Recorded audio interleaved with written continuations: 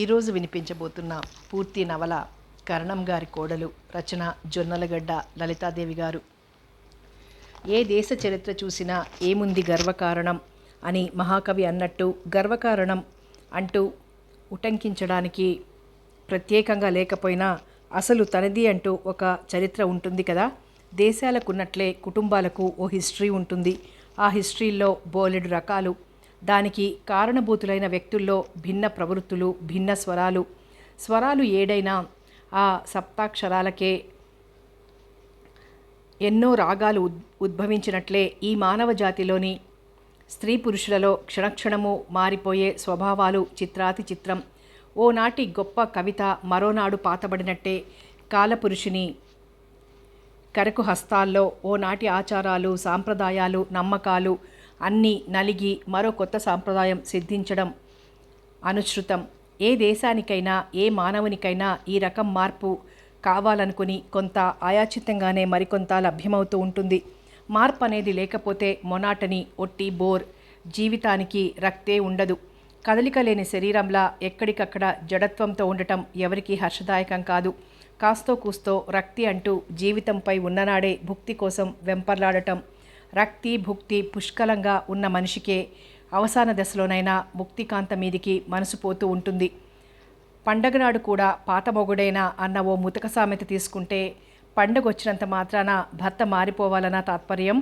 ఆ పాత మొగుడే కాస్త కొత్త దుస్తులు ధరించి కొత్తగా మార్కెట్లోకి వచ్చిన సెంటు పూసుకొని తాను గుమగుమలాడిపోతూ భార్యమణికి ప్రజెంట్లు, స్వీట్సు లాంటివి తెస్తే ఆ సతీమణి వదనంలో కోటి సూర్యుల కాంతి ప్రతిఫలిస్తూ ఉంటుంది. పతిదేవుడు ఆ క్షణాల్లో కొత్తగానే కనిపిస్తాడు. మరి అదేం లేకుండా చేతులు జాడించుకుంటూ చెక్కా వస్తే, ఈయనెప్పుడు ఇంతే, ఓ ముద్ద ముచ్చట, ఓ మురిపమా పాడా, ఏదీ లేదు, వట్టి శుద్ధ బుద్ధావతారం, నా కర్మ కొద్దీ దొరికాడు అని బాహటంగా అనకపోయినా లోపల మాత్రం ఖచ్చితంగా అలానే అనుకుంటుంది.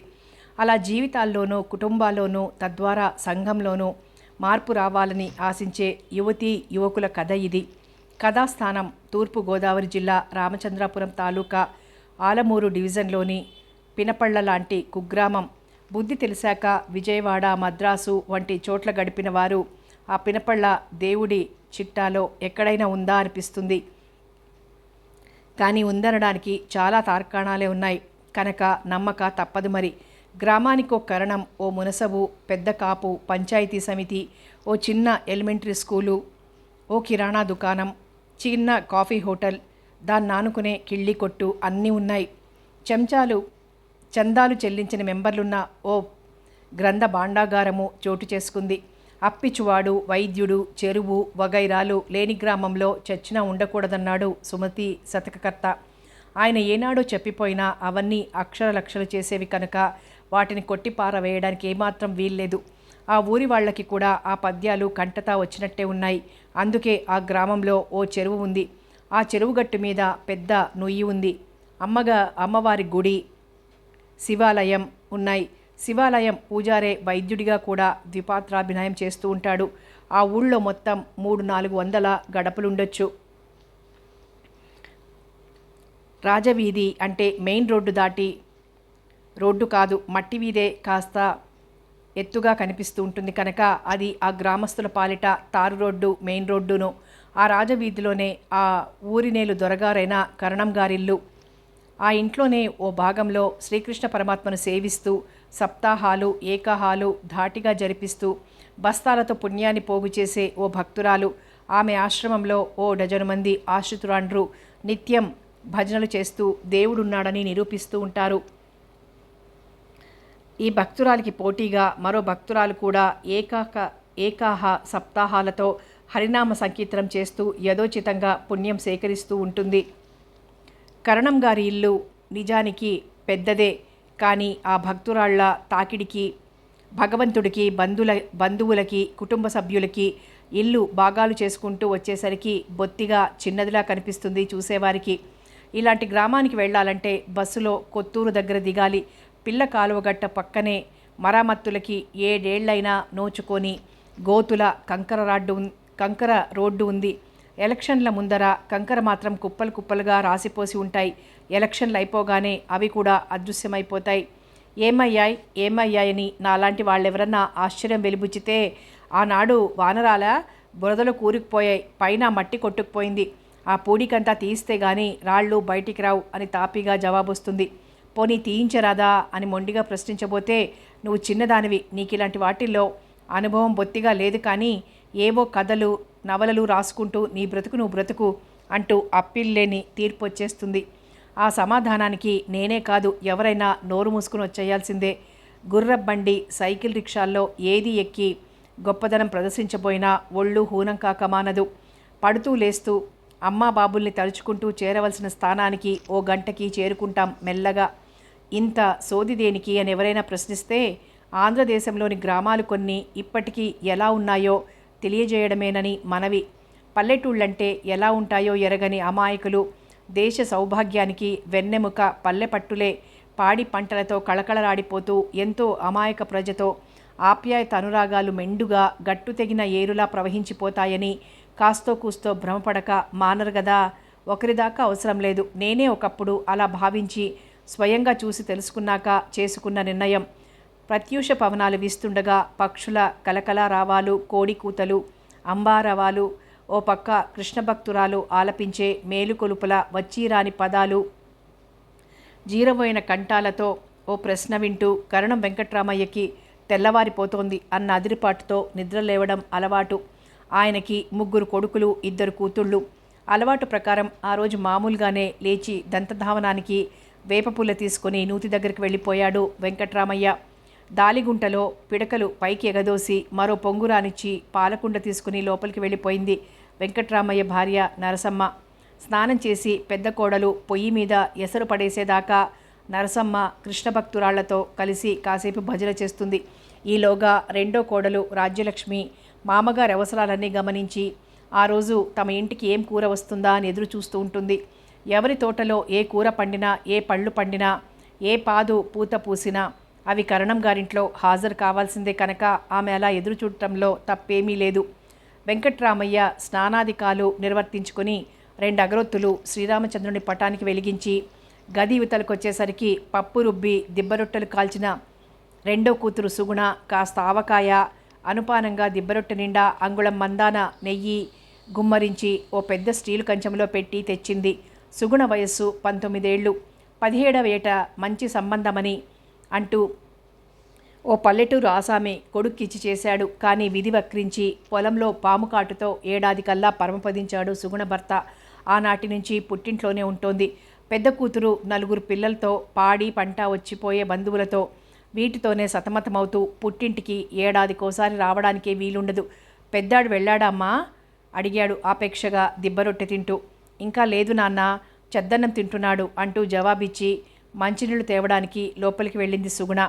బారెడంత నెత్తిమీదకొస్తున్నా ఇంకా దొరగారికి చెద్దికూడు తినడమే అవ్వలేదు. ఇవాళ సర్వేలు చాలా ఉన్నాయిరా, పెందరాడే బయలుదేరని రాత్రి చాలాసార్లు హెచ్చరించాడు కూడా. గ్లాసుతో నీళ్లు తెచ్చిన కూతుర్ని చూసి తొందరగా తిని బయలుదేరమను. ఈ వరకు ఏం చేస్తున్నాడు తిండి తినకుండా అన్నాడు ముఖం గంటు పెట్టుకుని.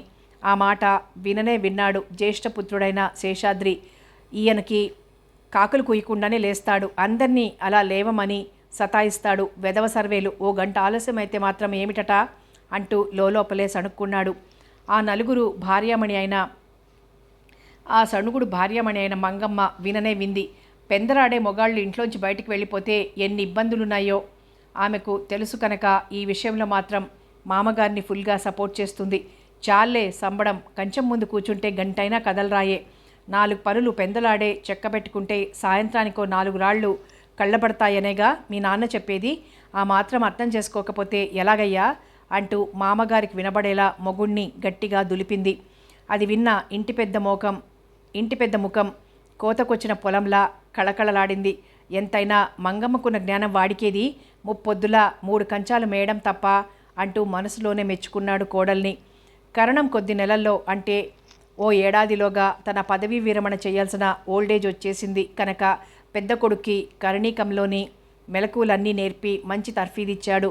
ఇంత కష్టపడి ట్రైనింగ్ ఇచ్చిన కొడుకు తెలివి మీద ఏమంత సదభిప్రాయం లేని వెంకట్రామయ్య కొడుక్కి తోకలా తిరుగుతూనే ఉంటాడు.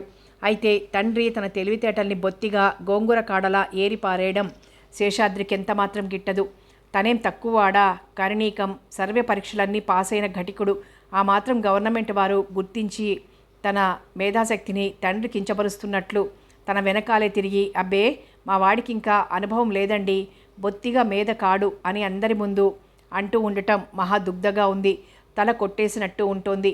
అయితే స్థూలంగా ఆలోచిస్తే సుమారు 40 ఏళ్లుగా మకుటం లేని మహారాజులా ఏలిన వెంకట్రామయ్యకి ఒక్కసారిగా తన హోదాని భంగపరుస్తూ వెధవ వృద్ధాప్యం పైనబడటం బొత్తిగా హర్షించలేకపోవడమేనని తట్టకమానదు. ఏదో కృష్ణారామ అనుకుంటూ శేష జీవితం గడపకూడదా? ఎందుకు ప్రతి పనికి వెనకాలే తయారై హైరాణపడటం అని తన మిత్రుల దగ్గర అంటూ ఉంటాడు శేషాద్రి. కానీ పెద్ద తలకాయలు అనబడే 6 పదులు దాటిన వారంతా కారణం తెలుసు గనక ఏదో శేషాద్రి మాటన్నా నవ్వులాటగానే తీసుకుంటూ ఉంటారు. చిన్ననాటి నుండి తండ్రి పోసిన లౌక్యం వెంకట్రామయ్య నరనరంలోనూ జీర్ణించుకుపోయింది. లా పాసవ్వకపోయినా హిందూ, సివిల్, క్రిమినల్ లా అంతా అవపోసన పట్టిన ప్రబుద్ధుడు. 10 మంది లాయర్ల పెట్టు. యువతరం వారంతా ఆయనకిచ్చిన టైటిల్సు కోర్టు బర్డ్, చెట్టు కింద ప్లీడరు వగైరా వగైరా. దస్తావేజులు, నోట్లు రాయడంలో, సృష్టించడంలో వాడి జుట్టుముడి వీడికి, వీడి జుట్టుముడి వాడికి పెట్టి ఉభయత్ర డబ్బు గుంజడంలో వెంకట్రామయ్య తనంత ఘటికుడు తన సుపుత్రుడు కాలేకపోతున్నాడే అని విచారించడం కద్దు.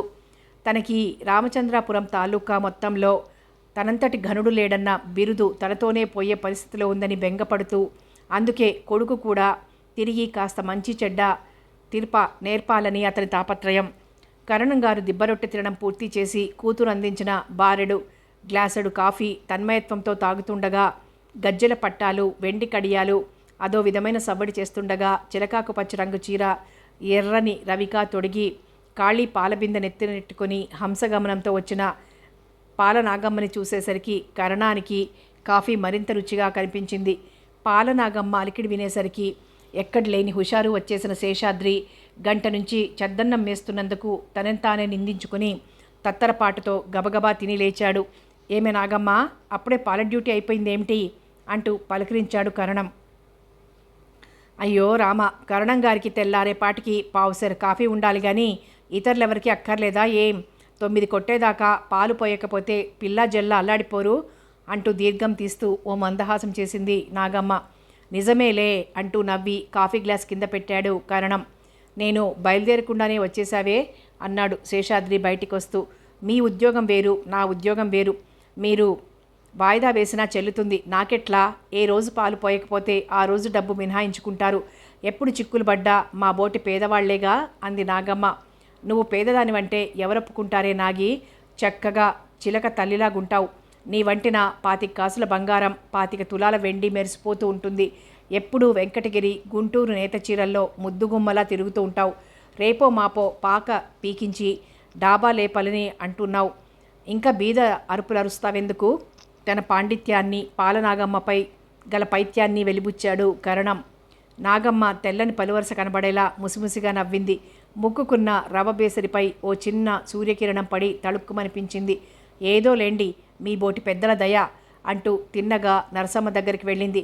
నరసమ్మ నాగమ్మని చూస్తూనే చాటంత ముఖం చేసుకుని రావే నాగమ్మ అంటూ ఆప్యాయంగా ఆహ్వానించింది. నాగమ్మ రొంటినున్న డబ్బు నరసమ్మ చేతిలో పెట్టి, రేపటి నుంచి హోటల్లో పెరుగు బేరం కుదిరిందమ్మా, పాలతో పాటు ఆ గిన్నె కూడా ఇచ్చారంటే మండపేట హోటల్లో మన ఖాతా స్థిరపడుతుంది. ఓ 10 సేర్లన్నా పెరుగు సప్లై చేయాలి మనం అంది నాగమ్మ. ఓహ్, దానికేమే, పాలు పోయగా ఇంకా చాలా పాలే మిగులుతున్నాయి. ఆ పాల బిందెలో కాస్త చిక్కదనం తగ్గించి మరో కాసిన్ని నీళ్లు కలిపితే మరో కొన్ని పాలు మిగిలి 15 సేర్ల దాకా మనం పెరుగు అమ్మొచ్చు అంది నరసమ్మ, కరణం గారి ధర్మపత్ని హుషారుగా డబ్బు లెక్క పెట్టుకుంటూ. అన్నట్లు నడింపల్లి కామాక్షమ్మ గారికో 500 అవసరపడ్డాయట. కంటే తాకట్టు పెడతాను, వడ్డీ ఎంతో నరసమ్మ గారిని అడిగి చెప్పి అప్పు ఇప్పించు అని పిలిచి చెప్పారమ్మా. నాగమ్మ మాటలింటూనే నరసమ్మ, దానికేం, కంటే రేపు పట్రమ్మను, వడ్డీ 100కి 3 రూపాయలన్నర అని చెప్పు. అది మంచి బంగారం కనుక, లేకపోతే వెండైతే 5 ఇవ్వాల్సిందే. ఇంతకీ బంగారం ఎన్ని కాసులట అంది కుతూహలంగా. ఎన్ని అని వాళ్ళని అడగడం దేనికమ్మా, వాళ్ళు ఎక్కువే చెప్పొచ్చు. మన వీధరుగు మీద కంసాలి గురవయ్య ఉండనే ఉన్నాడుగా, ఏకంగా తూకం వేయించి వన్నీ చూపించి నిర్ణయం చేద్దాం. అయితే రేపు రమ్మని చెప్పేస్తాను అంది బయలుదేరబోతూ. రమ్మను, కానీ 10 దాటాకే రమ్మను, ఈలోగా శేషాద్రి కరణం గారు వెళ్ళిపోతారు, నీకు తెలుసుగా అంటూ ఆగింది నరసమ్మ. ఇలాంటివన్నీ మీరు చెప్పాలా అమ్మా అంది నాగమ్మ. మరే నీ తెలివి ఎవరికుందిలే అంటూ నాగమ్మకు సర్టిఫికెట్ అందించింది. ఇదిగో మంగమ్మ, డబ్బాలో 4 మినపసున్ని ఉండలున్నాయి, ఓ కాగితంలో పెట్టి తీసుకొచ్చి నాగమ్మకి అంటూ కోడలికి వినబడేలా అరిచింది. ఎల్లుండి మన చిన్నబాబు నెహ్రూ వస్తున్నాడు చదువు పూర్తి చేసుకుని, వాడి కోసమని నిన్న మినపసున్ని చేశాం. ఇవాళ కాస్త కారపూస, కాసిని బూందీ లడ్లు చెయ్యాలి, రేపు పాలకోవా చేసి పడేస్తే పాపం వాడు తింటాడు అంది నరసమ్మ చిన్న కొడుకుని గురించిన ప్రేమని విశదీకరిస్తూ. అలాగా, చూస్తూ చూస్తుండగానే నెహ్రూ బాబు ఎంత వాడైపోయాడు అంది నాగమ్మ సంతోషపడిపోతూ. తన కొడుకుని గురించిన ప్రశంసావాక్యం నాగమ్మ నోటి నుంచి వెలువడగానే పొంగిపోయింది నరసమ్మ. మంగమ్మ అత్తగారి ఆజ్ఞానుసారం కాగితంలో 4 మినపసున్నుండలు తీసుకొచ్చింది. చెద్దన్నం మిగిలిందా? అయితే ఆ అన్నం కాస్త కొత్తావకాయ, ఓ చిన్న గిన్నెడు పెరుగు క్యారియర్లో పెట్టి నాగమ్మకి వెళ్ళగానే తిని ఆ తర్వాత తీరుబడిగా వండుకుంటుందిలే అంది నరసమ్మ నాగమ్మ కేసి చూసి. అలాగే పెట్టి క్యారియర్ ఇచ్చింది మంగమ్మ. పాల నాగమ్మ ముఖం ఇంత చేసుకొని అన్నీ పట్టుకొని పోయింది. ఏమే వెడుతున్నావా? శేషాద్రి మాట విని మంగమ్మ గుమ్మంలోకొచ్చి, ఇంకా వెళ్ళలా, రాను ఏం మనిషి, ఏం పని చేసినా చీమలానే ఓ చురుకా పాడా అంటుంటే నోరెత్తకుండా జారుకున్నాడు శేషాద్రి. కరణం ఇందాకే వెళ్ళిపోయాడు. కరణం గారి తృతీయ పుత్రుడు, నరసమ్మకి ముద్దుల 3వ కొడుకు అయిన నెహ్రూ అగ్రికల్చర్ బీఎస్సీ పూర్తి చేసుకుని ఇంటికొస్తున్నాడు. 2వ కొడుకు రంగారావు ఆ ఊళ్ళోనే తమ పొలాలు పుట్టలు చూస్తూ ఉంటాడు. ఆ వంశంలో ఇంగ్లీష్ చదువులంటూ వెలిగించి అఫీషియల్గా డిగ్రీ పుచ్చుకుంటున్న వ్యక్తి అతనొక్కడే కావడంతో అతని రాక కోసం ఒళ్లంతా కళ్ళు చేసుకుని చూస్తున్నారు అంతా. కంటికి నదురుగా విద్యా వినయ రూప సంపదలతో పైగా ఆస్తిపాస్తులతో ఉన్న యువకుడు కనుక సహజంగానే ఆడపిల్లల తండ్రులు అతన్ని దృష్టిలో పెట్టుకున్నారు. ఒకరిద్దరు మధ్యవర్తుల ద్వారా అతని విషయాలు ఆరా తీసి అడ్రస్లు కూడా సంపాదించారు. అలాంటి వాళ్లల్లో సోమసుందరం ఒకడు. ఆయన సబ్ కలెక్టర్గా పనిచేసి కలెక్టర్ కాకుండానే రిటైర్ అయిపోయాడు. ఆయనకిద్దరే కూతుళ్ళు, పెద్ద పిల్ల సుభద్ర, రెండో ఆమె సుకన్య. సుభద్రనే నెహ్రూకిచ్చి చెయ్యాలన్న తలంపుతో అతను స్వగ్రామం బయలుదేరడం చూసి తమ ప్రయాణానికి మంచి తిది వెతకసాగాడు సోమసుందరం. నెహ్రూ ఊళ్ళోకి వచ్చేసరికి శేషాద్రి, రంగారావు అంతా అతని రాక కోసమే పొలిమేరల్లో నిలబడి ఎదురు చూస్తున్నారు. వస్తున్నది కరణం గారబ్బాయి కనుక ఘన స్వాగతం ఇవ్వడానికి గ్రామంలోని సగం ప్రాణులు అక్కడే తిష్టవేశాయి. ఏదో ఈ విధంగా కరణం గారి దృష్టిలో పడి కాస్తంత అభిమానాన్ని సంపాదిస్తే ఎప్పటికైనా ఉపయోగపడకపోతుందా అన్న ముందుచూపు కలవాళ్ళు చాలా ముందుగానే వెళ్ళారక్కడికి.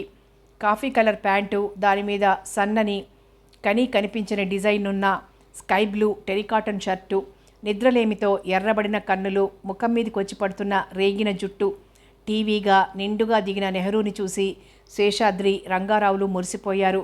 ఎంతైనా చదువే అనుకున్నారంతా మనసులో. అందరితో సరదాగా కబుర్లు చెప్తూ అందరినీ ఆప్యాయంగా పలకరిస్తూ ఇంటికి చేరుకున్నాడు నెహ్రూ. ఇంటి దగ్గర కూడా ఆడవాళ్లు చాలామందే విరగబడిపోయారు అతన్ని చూడటానికి. అతను కాలేజీ కంటూ బయలుదేరాక ఎన్నడూ సెలవుల్లో కూడా ఇంటి ముఖం చూడకపోవడమే అందుకు కారణం. రారా నాయనా, లోపలికి రా అంది ఆప్యాయంగా తల్లి. మరిదిగారు పట్నం నీళ్లతో మిసమిసలాడిపోతున్నారే అంటూ మేళమాడే వదినలు. అన్నయ్య అంటూ కాళ్ళు కడుక్కునేందుకు నీళ్లు తెచ్చి ఆపేక్షగా పిలిచిన చెల్లెలు సుగుణ. అందరినీ గమనించేసరికి నెహ్రూ హృదయంలో ఆనంద తరంగాలు ఉవ్వెత్తుగా లేచాయి. అందరికీ తగ్గట్టే జవాబిచ్చి లోపలి గదిలోకి వెళ్ళిపోతూ అక్కడ భజన సంఘాన్ని చూసి కాస్తంత నొసలు చిట్లించుకున్నాడు నెహ్రూ. నెహ్రూ డ్రెస్ మార్చుకుని పెరట్లోకి వచ్చాడు. అప్పటి ధోరణిలోనే ఉన్నాయి అన్నీ. తలా తోకా లేకుండా అల్లుకున్న పాదులు, ముఖ్యంగా నేలంతా పాకిన గుమ్మడి పాదు, కాళ్ళ వేళ్ళు తగులుతున్నా దాన్నలా తొక్కుకుంటూ పోతారే గాని ఎవరూ శ్రద్ధ వహించి కాస్త పైకి పాకించకపోవడం, చీడపట్టిన గోంగూర, తోటకూర, సగం పిందెల్లోనే కుళ్ళిపోతున్న బీరకాయలు అన్నీ చూసేసరికి మతిపోయినట్లయిందా అగ్రికల్చరిస్టుకి. వెంటనే పారా పలుగు పుచ్చుకొని దొడ్డినంతా సంస్కరించడం ప్రారంభించాడు. అది చూడనే చూసింది నరసమ్మ. ఒరేయ్, వచ్చి రాగానే ఆ పనేమిట్రా, కాస్త టిఫిన్ తిని విశ్రాంతి తీసుకోక అంది చిరాకు పడుతూ. నెహ్రూ విని విననట్టుగానే తన పని చేసుకోసాగాడు. గుమ్మడి పాదుని పశువుల కొట్టం మీదికి పాకించి చీడ పట్టిన మొక్కలు, పిందెలు అన్నీ శాంతం తీసి పారేసి ఎక్కడికక్కడ అన్నీ సరిచేసేసరికి 2 గంటలు పట్టింది. తను తెచ్చిన మందులు కూడా అప్పుడే మొక్కలకి చల్లి అప్పుడు లోపలికొచ్చాడు నెహ్రూ. ఇదంతా విడ్డూరంగా చూస్తుండిపోయారంతా. దొడ్డంతా ఎంతో విశాలమైనట్టు ఉన్న మొక్కలు పాదులు అన్నీ తీరుగా ఉన్నట్లు అనిపించి చిన్నబాబు తెలివికి మురిసిపోయారంతా. నెహ్రూ అలా రావడమేమిటి? ఆ రెండో రోజు తెల్లారేసరికి దిగాడు సోమసుందరం. నమస్కారం అండి అంటున్న ఆగంతకుని చూసి విస్తుపోయాడు కరణం. రండి లోపలికి అని ఆహ్వానించి కుర్చీ చూపించాడు. సోమసుందరం కూర్చుంటూనే తన వివరాలు వచ్చిన పని అన్నీ చెప్పాడు క్లుప్తంగా. వెంకట్రామయ్య ఏమే ఇలారా అంటూ లోపలికి వినబడేలా ఒక్కరుపరిచాడు. పేడకుప్ప ముందు పీట వేసుకొని చతికిలబడి ఇంత బొగ్గుమసితో ఉండలు చేస్తున్న నరసమ్మ, అవి ఎండలో పేర్చి వస్తున్న రెండో కోడలు రాజ్యలక్ష్మి, పిడకలు ఎండినవి తీసి కొత్తవి గోడకి కొడుతున్న పెద్ద కోడలు మంగమ్మ ఆ గావుకేక అదిరిపడి ఆద్రాబాద్రా చేతులు కడుక్కొని ఒక్క ఉదుటున లోపలికొచ్చారు. పైట కొంగు తిప్పి నిండుగా కప్పుకుంటూ. మన నెహ్రూకి వీరి అమ్మాయిని ఇవ్వాలనుకుంటున్నారట. వీరు సబ్ కలెక్టర్గా పనిచేసి మొన్న 6 నెలల కిందటే రిటైర్ అయిపోయారట అంటూ చెబుతుంటే అందరి ముఖాలు వికసించాయి. ఊరు పేరు వివరాలు అన్నీ అడిగింది నరసమ్మ. అబ్బాయిని పిలుచుకురా. భర్త మాట విని నరసమ్మ బయలుదేరబోతుంటే మీరుండండి అత్తయ్య గారు, మేం వెళ్ళి పిలుచుకొస్తాంలేండి అంటూ మరిది చెవిన ఈ శుభవార్త ఎవరు ముందు వేద్దామా అన్న ఆతృతతో పరిగెత్తినట్లే నెహ్రూ గదిలోకి వెళ్లారు కోడళ్ళిద్దరూ. అప్పటికే స్నానాధికాలు ముగించుకొని అద్దం ముందు నిలబడి తలదువ్వుకుంటున్న నెహ్రూ గాలి వానల్లా వచ్చిన వదినల్ని చూసి ఆశ్చర్యచకితుడై వెనక్కి తిరిగి చూశాడు. మీ నాన్నగారు అమ్మగారు నిన్ను అర్జెంటుగా రమ్మంటున్నారయ్యా, నీకో గొప్ప పెళ్లి సంబంధం వచ్చింది. వదినలిద్దరూ డ్యూయెట్లా అంటుంటే కాస్త అత్తమైన నెహ్రూ తనలో తనే నవ్వుకుని డ్రెస్ చేసుకుని వచ్చాడు బయటికి. వీడే మా అబ్బాయి నెహ్రూ అంటూ మురిపెంగా పరిచయం చేశాడు కరణం. నెహ్రూ నమస్కారం చేసి కుర్చీలో కూర్చున్నాడు. మా అమ్మాయి BA ఫైనల్ ఇయర్ చదువుతోంది, పేరు సుభద్ర అంటూ సోమసుందరం చెప్పిన వివరాలన్నీ చాలా శ్రద్ధగానే విన్నాడు నెహ్రూ. సోమసుందరం నెహ్రూతో తన కూతుర్ని గురించిన వివరాలు శాంతం చెప్పనే లేదు. అప్పటికప్పుడే ఆ చుట్టుపట్ల కార్చిచులా వ్యాపించిపోయింది. కరణం గారి కాబోయే కోడలు BA అట, చాలా అందంగా ఉంటుందట, కట్నం 15,000 ఇస్తారట అంటూ ప్రతివారు సంభ్రమాశ్చర్యాలతో చెప్పుకోసాగారు. మాకిద్దరు ఆడపిల్లలు, 1116 ఆడపడుచు లాంఛనాల క్రింద ఇవ్వాల్సిందే. వెండి కంచం మరచెంబు వగైరాలన్నీ యథావిధిగా మా అబ్బాయికి ఇవ్వాలి. నాకు వియ్యపురాలి లాంఛనాల క్రింద మీరెంత ఇచ్చినా సరే. పోతే నా పెద్ద కోడళ్ళిద్దరికీ మంచి పట్టుచీరలు పెట్టాలి. పెద్దబ్బాయిలకి పెద్దాపురం పంచలు కండువాలు. సరే కరణం గారికి మీరేం పెట్టుకుంటారు అనుకోండి అంటూ అర్థవంతంగా నవ్వింది నరసమ్మ. పానకం బిందెలు స్టీల్ వియ్యాలని గట్టిగా చెప్పండి రహస్యంగా అందించింది మంగమ్మ అత్తగారికి. సమయానికి గుర్తు చేసినందుకు పెద్ద కోడల్ని ఆపేక్షగా చూసింది నరసమ్మ. తనని మించినట్టు కాబోయే వియ్యాల వారికి ఖరారుగా లిస్ట్ అందిస్తున్న పెళ్ళాం తెలివికి ఉబ్బి తబ్బిబ్బయ్యాడు కరణం వెంకట్రామయ్య. ఇంట్లో పేడకుప్ప ముందు కూర్చుని పేడ ఉండలు పిడకలు నిమిషానికో 60 చొప్పున జెట్ స్పీడ్లో చేసి పారేసినట్టే చాలా చలాగ్గా సోమసుందరానికి లాంఛనాల్ని గురించి వివరిస్తుంటే ఒకంత ఒళ్ళు మండిపోయింది నెహ్రూకి.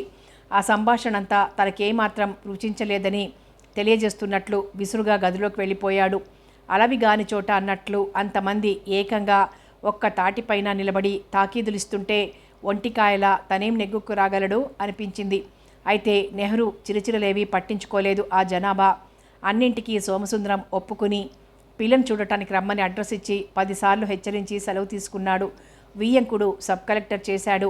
రాబోయే కోడలు BA అట, కట్నం కానుకలకి ఏమీ లోటు చెయ్యరని హామీ ఇచ్చాడు సోమసుందరం. ఇంకా సంబంధం ఖాయం చేసుకోవడానికి ఆక్షేపణేముంది అనుకున్న నాడు గుర్రబండిలో అందరినీ బయలుదేరదీశాడు కరణం.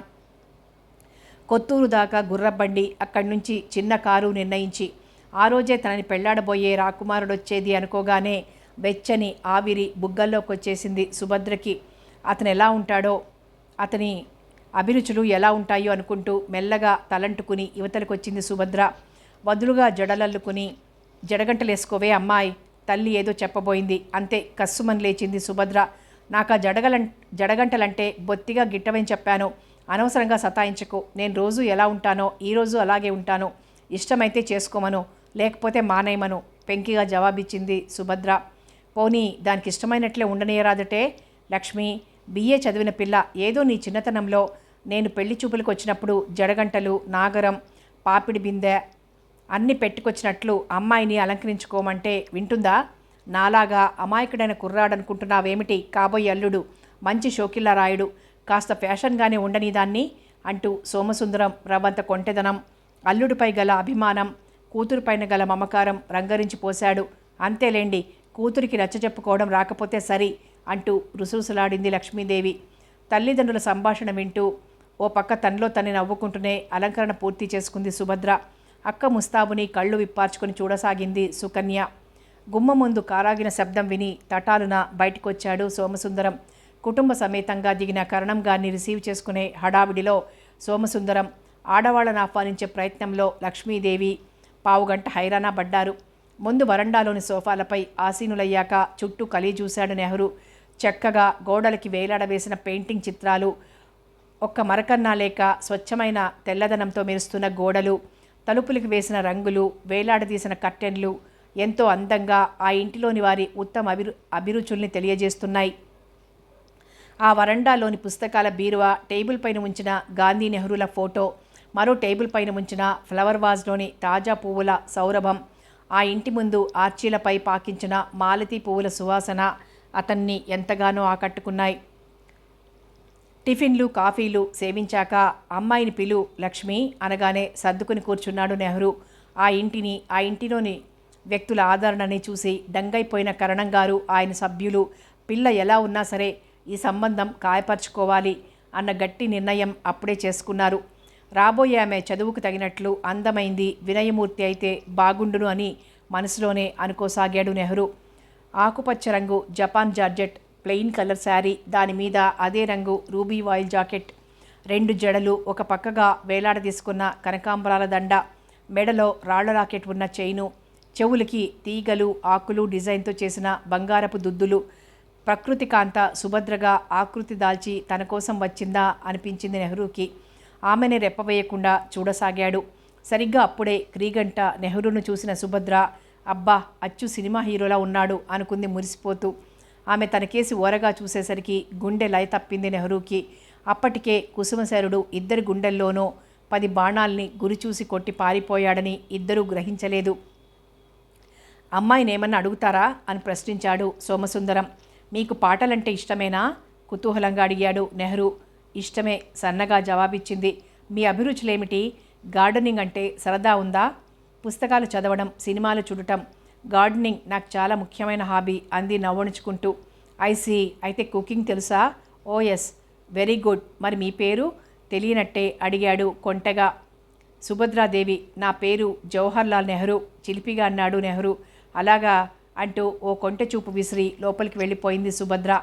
అన్నీ అంతకు ముందే నచ్చాయి, ఇప్పుడు పిల్ల కూడా బ్రహ్మాండంగా నచ్చింది. ఇంకేముంది? వెంటనే తాంబూలాలు పుచ్చుకొని అడ్వాన్స్గా 10,000 కరణం గారికి అందించాడు సోమసుందరం. అందాల భామ అనదగ్గ సుభద్ర తన అర్ధాంగి కాబోతున్నందుకు పరవళ్లు తొక్కింది నెహ్రూ హృదయం. అతనికి సుభద్ర అన్ని విధాలా నచ్చిందనే చెప్పాలి. 10 రోజుల్లోనే ముహూర్తం కూడా కుదిరిపోవడంతో అతని హృదయం ఆనంద మరీచికల్లో తేలియాడింది. ఆ పూట భోజనాలు అక్కడే చేశారు. పెరట్లోకి చేయి కడుక్కోవడానికి వచ్చిన నెహ్రూ ప్లాస్టిక్ బకెట్ నిండా నీళ్లు, చెంబు ఉంచుతున్న సుభద్రని చూసేసరికి ఎక్కడలేని ఆనందము వచ్చేసింది. శుభా, భోంచేశావా అని అడిగాడు ఆప్యాయంగా. ఇంకా లేదు అంది మెల్లగా అటు ఇటు చూస్తూ చెంబుతో నీళ్ళందించింది. నేను నీకు నచ్చానా చిలిపేగా అడిగాడు నెహ్రూ అవి అందుకుంటూ. నచ్చకపోతే భోజనాలు చేసే ఘట్టం వరకు వస్తావా? మీరు నచ్చకపోతే నీళ్ళందించే వరకు వస్తానా అంత చిలిపిగాను అని వడివడిగా అడుగులు వేయబోయింది. ఆగుదేవి, అడ్వాన్స్గా ఒక్క కిస్. భర్తగారి కొంటెతనానికి బుగ్గలు కెంపులైనా అవి దాచుకుంటూ, అడ్వాన్స్లు నాకు అలవాట్లేదు, పేమెంట్ అంతా ఒక్కసారే అంటూ ఓ చూపు విసిరి లోపలికి వెళ్ళిపోయింది సుభద్ర. నెహ్రూ ఆమె చిలిపితనానికి నవ్వుకున్నాడు. రాజులు తలుచుకుంటే దెబ్బలకి కొదవలేనట్లే డబ్బున్న ఆసాములు ఏది తలపెట్టినా కొరత కనిపించదు. కరణం గారింట్లో ఆఖరి వివాహం, సోమసుందరం గారింట్లోని ప్రథమ శుభకార్యం కనుక భూదేవి అంత అరుగు, ఆకాశమంత పందిరి అన్నట్లు సందంత షామియానాలు, ఆకర్షణీయమైన వివాహ వేదిక, నియాన్ లైట్ల వెన్నెల వెలుగు, పచ్చని మామిడి తోరణాల సువాసన, రంగురంగు బట్టల అట్టహాసం, తోరణాల అందచందాల మధ్య సుభద్ర నెహ్రూల వివాహం వైభవంగా జరిగింది. పటాసులు టపటపామన్నాయి. అన్ని లాంఛనాలు యథావిధిగా జరిగేసరికి వియ్యాల వారి ముఖాలు కూడా ఆ సంతోషంతో పదింతలైపోయాయి. 3 నిద్రలకి కొత్తూరు దాకా చిన్న కారులో వచ్చారు కనుక కొత్త పెళ్లి కూతురికి అంత కష్టం అనిపించలేదు ప్రయాణం. కానీ అక్కడి నుంచే ప్రారంభమైంది అసలు అవస్థ. జట్కా బండిలో పెళ్లి కొడుకు పెళ్లి కూతురు కూర్చున్నారు. ఆ ఎగుడు దిగుడు గతుకుల రోడ్డు మీద జట్కా పోతుంటే ఆ కుదుపులకి ఒళ్ళు హూనమైపోతోంది సుభద్రకి. ఇంత దూరంలో ఇంత అవస్థ పడుతూ ప్రయాణం చెయ్యాలా మీ ఇల్లు చేరడానికి అంద అమాయకంగా. భార్య అమాయకత్వానికి చాలా జాలి వేసింది నెహ్రూకి. చూడు సుభద్ర, ఇదొక దేవుడు మర్చిపోయిన ఊరు అనొచ్చు. ఈ గోతులంటావా జీవితాల్లోని నిమోన్నతాలకు ప్రత్యక్ష తార్కాణాలు, ఈ రోడ్డులోని మిట్టపల్లాలు అన్నాడు చమత్కారంగా. ఎత్తు పల్లాలపై వెలుబుచ్చిన భర్తగారి వ్యాఖ్యానానికి ముందు నవ్వాలో ఏడవాలో తెలియలేదు సుభద్రకి. 2 నిమిషాలు ఆలోచించాక అందులో నిజం లేకపోలేదని గ్రహించి, మీకు పుస్తకాల నాలెడ్జి బాగా ఉన్నట్లుంది, కథలు కానీ రాస్తారేమిటి కుతూహలంగా అడిగింది సుభద్ర.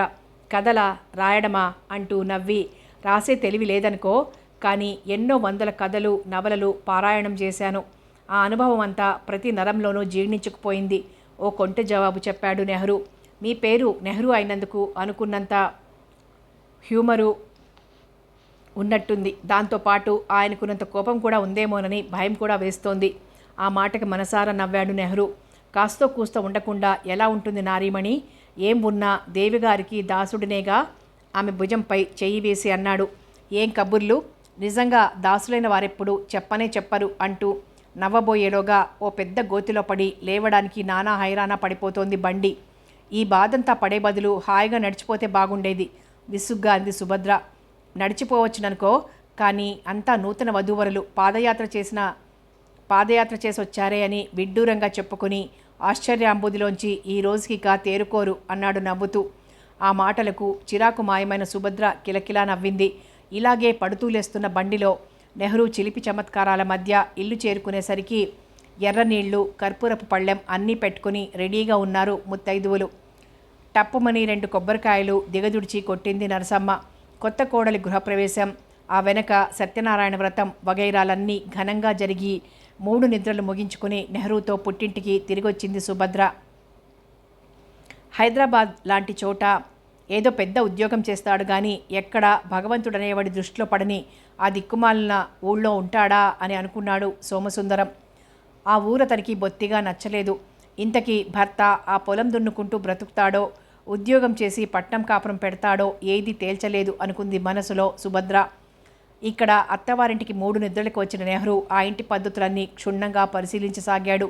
చూసి ప్రతి చిన్న పని టైం ప్రకారం చేసే మిలిటరీ డిసిప్లిన్ గల సుభద్ర తమ ఇంట్లోని కబుర్ల రాయుళ్ల కాలాయాపనికి అడ్జస్ట్ అవ్వగలదా అని కూడా కొంచెం సందేహించాడు చివరికి.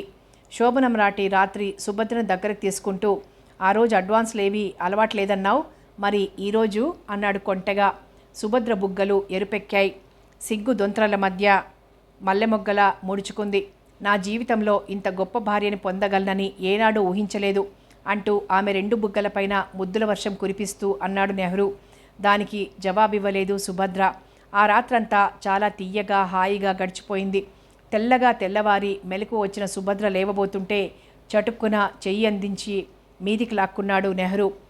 సుభా, నీతో కొన్ని విషయాలు చెప్పాలి, వెళ్ళిపోకు అన్నాడు లాలనగా. చెప్పండి అంది అతని గుండెలపై తలవాల్చి. మీ ఇంట్లో అంతా మిలిటరీ ఆర్డర్ ప్రకారం చేసినట్టు చేస్తారనుకుంటాను. అవును, మేమంతా ఒక పద్ధతిని డిసిప్లిన్డ్ లైఫ్ లీడ్ చేస్తుంటాం. That is good. అయితే మన పల్లెపట్టున ఇది సాగదేమో. అయితే మనం ఆ పల్లెటూరులోనే ఉంటామా మెల్లగా అడిగింది సుభద్ర. అవును, ఆ గ్రామంలోనే ఉండి స్వంతంగా ట్రాక్టర్ కొని వ్యవసాయం చెయ్యాలని, అధునాతన పద్ధతుల ద్వారా పొలాన్ని కళకళలాడించి ఆ ఊరి వారికి మార్గదర్శకుడిని కావాలని ఉంది. మా అమ్మకు నేను ఉద్యోగం చేయాలని ఉంది, కానీ నాన్నకి మాత్రం అక్కడే వ్యవసాయం చేస్తూ ఉండిపోవాలని కోరికగా ఉంది. నువ్విప్పుడు నా జీవన సహచరివి, కష్టాలు సుఖాలు అన్నీ నిర్మోహమాటంగా తెలియచేయి అంటూ ఆపాడు. సుభద్ర చిన్నగా నవ్వి ఓ క్షణమాగి, ఒకప్పుడు మీరు పెద్ద ఉద్యోగం చేసి పట్నంలో ఉండాలని నేను ఆశించినప్పటికీ బాగా ఆలోచించాక మీరు ఉద్యోగం చేయడం కంటే మన స్వగ్రామంలో వ్యవసాయం చేసుకోవటమే అన్ని విధాలా ఉపయుక్తమనిపిస్తోంది. ఏం, నీ అభిప్రాయం ఎందుకు మార్చుకున్నావు అని అడిగాడు నవ్వుతూ. ఆ ఊరి పరిస్థితులు చూశాక నాకు ఆ ఊరిని బాగు చేయాలనిపిస్తోంది. ఎవరికి వారే విద్యాధికులంతా ఉద్యోగాలు వెతుక్కొని పట్టణాలకు తరలిపోతుంటే చివరకు అది మీరన్నట్టు దేవుడు మరిచిన ఊర్లానే అనిపిస్తోంది. నిజానికి దేవుడు ఏం చేస్తాడు చెప్పండి? మనుషుల్ని సృష్టించడం, ఏదో ఒక తావులో వారికి నివాసం కల్పించడం వరకే ఆయన పని. మనం పుట్టిన ఇంటిని, పరిసర ప్రాంతాలని, ముఖ్యంగా ఇలా వెనకబడిపోయిన పరిసరాలను బాగు చేసుకుని 10 మందికింత మంచి చెడ్డ నేర్పుకోవాల్సిన బాధ్యత మనదే. ముఖ్యంగా విద్యార్థికులకే ఉంది. మనం కృషి చేస్తే గవర్నమెంటు యథోచితంగా సాయం చేస్తుంది. దానివల్ల ఆ ఊరు రూపురేఖలే మారి భావితరాలకైనా బాధలు తప్పి ఇది మన ఊరు, ఇది మన పల్లె అని సగర్వంగా చెప్పుకోగలుగుతారు. మీరెలా వ్యవసాయంలో ఊరి వారందరికీ మార్గదర్శకం కావాలని ఆశిస్తున్నారో నేను అలాగే ఆ పల్లెని ఓ దారికి తేవాలని ఆశిస్తున్నాను. భార్య మాటలు వింటూనే హర్షాతిరేకంతో ఆమెను ముద్దులతో ముంచేస్తూ గాఢాలింగనంలో బంధించాడు నెహ్రూ. నా భావాలకు, నా ఆశయాలకు, నా అనురాగానికి సరైన రూపకల్పనవి అని భర్త అంటుంటే పరవశించిపోయింది సుభద్ర. మరో ముఖ్య విషయం నీ దృష్టికి తీసుకురాక తప్పదు సుభా. మన గ్రామంలో కుళాయిలు లేవు. ఎలక్ట్రిసిటీ ప్రయత్నం మీద సాధించామనుకో, లెట్రిన్స్ లేవు, కాలువ గట్టుకు పోవటం, అక్కడో జాడ్యం, ఇవన్నీ కనబడని ఇబ్బందులు. వీటికి నువ్వు అలవాటు పడగలవా? ఏళ్ల తరబడి ఆ గ్రామస్తులు ఎలా జీవిస్తున్నారో మనము కొంతకాలం అలాగే జీవించాలి. అలా జీవిస్తూనే పూనుకుని కొన్ని ముఖ్యమైన మార్పులు చేయాలి. దానికి అంగబలం, అర్ధబలం కూడా ఉండాలి. ఒక్క సంకల్ప బలం సరిపోదు కదా. ముందు ఇలాంటి చిన్న చిన్న మార్పులు తీసుకురాందే పెద్ద ప్రయత్నాలు నెరవేరవు అంది సుభద్ర సాలోచనగా. అయితే మనం చెయ్యదగిన అభివృద్ధి కార్యక్రమాలను గురించి ఓ పట్టిక తయారు చేయి అన్నాడు ఉత్సాహంగా. అదేమిటి శ్రీవారు అలా సెలవిస్తున్నారు? తమరి పేరే జవహర్లాల్ నెహ్రూ. పంచవర్ష ప్రణాళికలను తయారు చేయవలసింది తమరేగా అంది కొంటెగా. సతీమణి చమత్కారానికి చిరునవ్వు నవ్వి, అవుననుకో, నేను ఏం ప్రవేశపెట్టినా దానికి సుభద్రాదేవి గారి ఆర్డినెన్సు ఇష్యూ అవ్వాలిగా. అందుకని తమరే ఏకంగా పాస్ చేస్తే నేను నోరు మూసుకుని నిర్వర్తిస్తాను. మాటలకి తడుముకోరు అంటూ నవ్వి, మీ ఊళ్ళో పంచాయతీ ఉందా, అది కూడా లేదా అని ప్రశ్నించింది. అది ఉందిలే అన్నాడు నెహ్రూ మందహాసం చేస్తూ. అయితే నేను మెంబర్గా ఎన్నికలకు నిలబడతాను. స్త్రీల కోసం ఒక కుట్టు పని, చేతి పనుల కేంద్రం నిర్వహిస్తాను.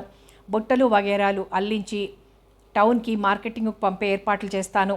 ఆదర్శ పంచాయతీ సమితిగా రూపొందడానికి ఇద్దరం శక్తి కొలది ప్రయత్నించవచ్చు. ట్రాక్టర్ డ్రైవింగ్లో మీరు ట్రైనింగ్ పొందండి.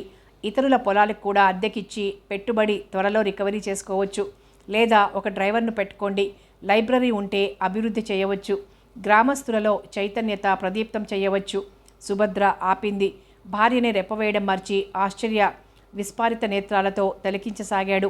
తనని మించిపోయిన తెలివితేటలు గల భార్యను చూసి ఉప్పొంగిపోయాడు. అందుకే కరణేష్ మంత్రి అన్నారు పెద్దలు అనుకున్నాడు మనసులో. నన్ను మించిన ఆలోచనలే ఉన్నాయి సుభా నీకు. ఇవన్నీ నేనింతవరకు అసలు ఊహించలేదు సుమా అన్నాడు ప్రశంసగా. ఊరికే గ్రామం బాగు చేయాలి అనుకోగానే ఎలా సరిపోతుంది? దాన్ని ఏ విధంగా చెయ్యాలి అన్న కూడా ఆలోచించడానికి తగ్గట్టుగా ఒక పథకం రూపొందిస్తే సక్సెస్ కావచ్చు. మనకే సరైన ఊహ లేకుంటే రూపకల్పన ఏం చేయగలుగుతాం? నిజమేలే అంటూ హృదయపూర్వకంగా అంగీకరించాడు నెహ్రూ. సుభద్రాదేవి సాన్నిధ్యంలో తన ఊరును గురించి బంగారు కలలతో ఆ 3 రోజులు 3 క్షణాల్లా గడిపి భార్యను తీసుకొచ్చేశాడు నెహ్రూ. ఈసారి ప్రయాణంలో గోతులు, శ్రమ అనిపించలేదు సుభద్రకి. ఎంతో ఉత్సాహంగా అత్తవారింటి అడుగుపెట్టింది. బాగా డబ్బు, లాంఛనాలతో వచ్చిన కోడలు కనుక అత్తమామలకి మురిపెంగానే ఉంది కోడలంటే. కానీ ఆ రాత్రికే అసలు ఇబ్బంది బయటపడింది. కరణం గారికి, నరసమ్మకి గది ఉంది. అలాగే పెద్ద కొడుకు కోడలికి, రెండో కొడుకు కోడలికి ప్రత్యేకంగా గదులున్నాయి. కొత్తగా పెళ్లి చేసుకుని వచ్చిన కొత్త జంటకి కేటాయించడానికి గది కనిపించలేదు. 19 ఏళ్లకే వైధవ్యం పొందిన సుగుణకి ప్రత్యేకం గది ఎలాగో ఉండాలి కనుక ఉన్నది. మరి వీరి సమస్యని పరిష్కరించడం ఎలాగో బోధపడలేదు. ఏళ్ల తరబడి ఉంటున్న కృష్ణ భక్తురాండ్రు కృష్ణ పరమాత్మ స్థానచలనం పొందే అవకాశం ఎక్కడా లేదు. చూస్తూ చూస్తూ భగవంతుణ్ణి, భక్తురాళ్లని ఖాళీ చేయమని చెప్పి పాపం మూట కట్టుకునే దమ్ములు ఎవరికుంటాయి? పోనీ మన గది ఇద్దాం అన్నాడు వెంకట్రామయ్య భార్యతో. 55 ఏళ్ళు వచ్చిన నరసమ్మ అదో మాదిరిగా మొగుడి కేసు చూసి, నాకు మీ దగ్గరే పడుకోంది, నిద్ర పట్టి చావదు అంది నిక్కచ్చిగా. అలాగే మంగమ్మ, శేషాద్రి, రంగారావు, రాజ్యలక్ష్మి ఎవరూ తమ గది ఇచ్చి తమ సుఖాలను వదులుకోవడానికి ఇష్టపడలేదు. ఇవన్నీ చూసిన నెహ్రూయే పట్నం వెళ్ళి కామన్వెల్త్ ట్రస్టు తెర, మేకులు అన్నీ తెచ్చి మధ్య హాల్లో మేకులతో తెర బిగించి ఆ కర్టెన్ రూమ్లో మంచం, పరుపు, దిండ్లు అన్నీ వేసి పడక గదిలా మార్చి, ఎలా ఉంది సుభా మన ఐడియా అని అడిగాడు నవ్వుతూ. వండర్ఫుల్గా ఉంది. మీ అగ్రికల్చరల్ నాలెడ్జి అంతా ఈ బెడ్రూమ్ అమర్చడంలోనే తెలిసిపోయింది అంటూ ఓ కొంటె జవాబిచ్చింది సుభద్ర. ఐడియా బాగానే ఉంది, అమర్చిన విధానము బాగానే ఉంది, కానీ అసలు చిక్కులన్నీ ఆ తర్వాతే వచ్చి పడ్డాయి. పనులన్నీ ముగించుకుని అందరూ ఎవరి గదుల్లోకి వారు పోయాక హమ్మయ్య అనుకుంటూ అందాక బుద్ధిమంతుడిలా పుస్తకం చదువుతున్న నెహ్రూ అది అవతల పడేసి లైట్ ఆర్పి సుభద్రని మీదికి లాక్కుని 2 బుగ్గలు ముద్దులతో ముంచి ఉక్కిరి బిక్కిరి చేస్తున్న సమయంలో, అమ్మాయి సుభద్ర, ఇందాక మీ మామగారికి పాల గ్లాస్ ఇవ్వడం మర్చిపోయాను, అల్మారాలో ఉంది, కాస్త తెచ్చి అమ్మా అంటూ నరసమ్మ కంఠం వినిపించింది. సుభద్ర భర్త కౌగిలిలోంచి తప్పించుకుని వెళ్ళి పాల గ్లాస్ ఇచ్చొచ్చింది.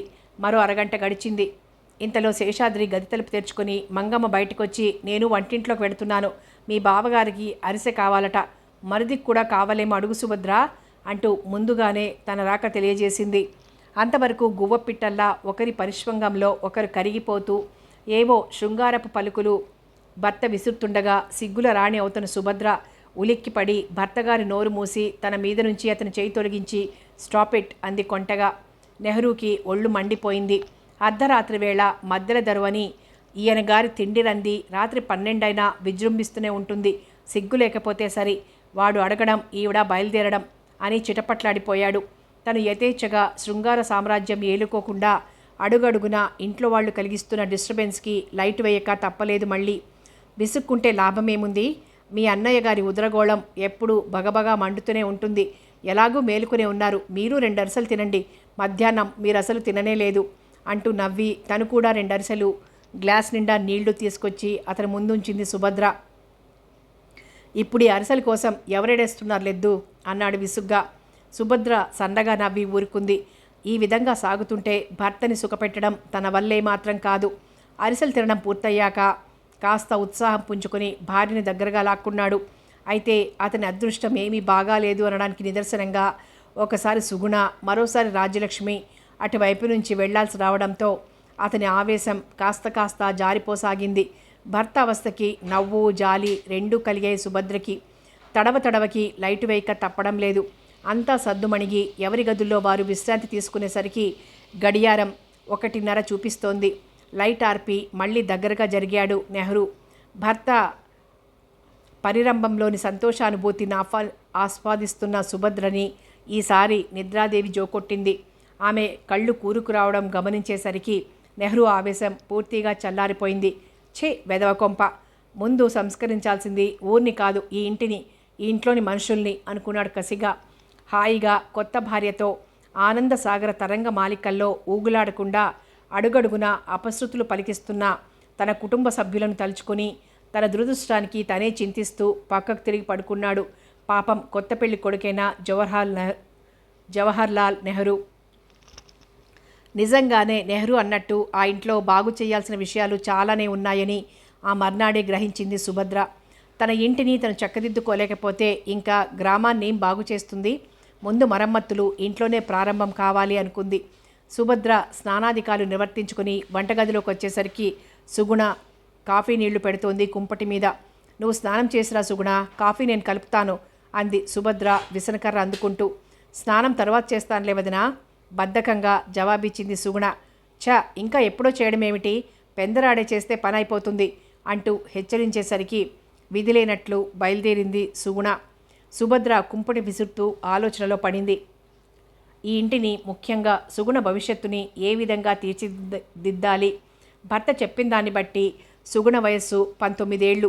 19వ ఏటే అన్ని సుఖాలు పోగొట్టుకొని భారంగా ఉన్న సుగుణ జీవితం ఏ విధంగా తెల్లారుతుంది? ఆమెకు మళ్ళీ పెళ్లి చేస్తేనే అన్ని విధాల బ్రతుకు కళకళలాడుతుంది. కానీ ఈ ఇంటి వారి ధోరణి చూస్తే ఈ ఇంటి పొలిమేర కాదు, ఈ తాలూకా పొలిమేరకే ఆ ఊహ రానిచ్చేట్టు లేరు. వితంతువైంది దాని దురదృష్టం. దానికి మనం మాత్రం ఏం చేస్తాం? భర్త పోయిన మనిషి పుట్టింట్లో ఉండక మరెక్కడుంటుంది అన్న ధోరణి తప్ప ఆమె వయస్సును కానీ యవ్వనాన్ని కానీ ఆమె మనసును కానీ ఎవరూ ఆలోచించరు. అసలు ఇంతకీ సుగుణ మనసులో ఏముందో, ఆమెకి పునర్వివాహం చేసుకోవాలని ఉందో లేదో కూడా ఎక్కడా ఊహకద్దని విషయం. ముందది కనుక్కుంటే ఆమెకి కనుక మళ్ళీ పెళ్లి మీద ఆసక్తి ఉంటే వీళ్ళందరినీ ఎదిరించైనా తను తన భర్త కలిసి ఆమెకి వివాహం చేయవచ్చు. అలా ఆలోచిస్తూనే కాఫీ కలిపి మామగారి దగ్గరకు తీసుకువెళ్ళింది. ఇంత మాగాయ కలుపుకొని ఉప్పుడు పిండి ఆరగిస్తున్న మామగారి దగ్గర ఆ గ్లాస్ పెట్టి వచ్చేసింది. అప్పుడే కొత్త కోడలు గారు పనిలో జొరబడ్డారే అంటూ నవ్వుతూ వచ్చింది పాలనాగమ్మ. సుభద్ర దానికేమీ జవాబు ఇవ్వకుండా అత్తయ్య గారి లోపల కృష్ణభజన్లో ఉన్నారు అంటూ అవతలికి వెళ్ళిపోయింది. నాగమ్మ తిన్నగా అటు దారి తీసింది. అంతవరకు అరచేతులు బద్దలయ్యేలా భజన చేస్తున్న నరసమ్మ టక్కున హరినామ సంకీర్తన అవతలికి నెట్టి ఒక్క ఉదుటున బయటకొచ్చింది. ఏమే నాగమ్మ, వడ్డీ డబ్బులు వసూలు చేసుకొచ్చావా అని అడిగింది ఆత్రంగా. ఆ అంటూ రొంటి నుంచి డబ్బు తీసిచ్చింది. పక్క వీధిలోని వితంతువు సూరమ్మ కొడుకు చదువు కోసం ఉన్న ఒక్కగానొక్క గొలుసు తాకట్టు పెట్టింది నరసమ్మ దగ్గర. పెట్టి ఏడాదైంది. 500కి నెలకి 17.5 చొప్పున సంవత్సరం నుంచి వడ్డీ చెల్లిస్తూనే ఉంది. కొడుకు డిగ్రీ పుచ్చుకుని ఉద్యోగస్తుడైతే తప్ప సూరమ్మ ఆ బాకీ తీర్చలేదు. అప్పటికి కూడా సందేహమే.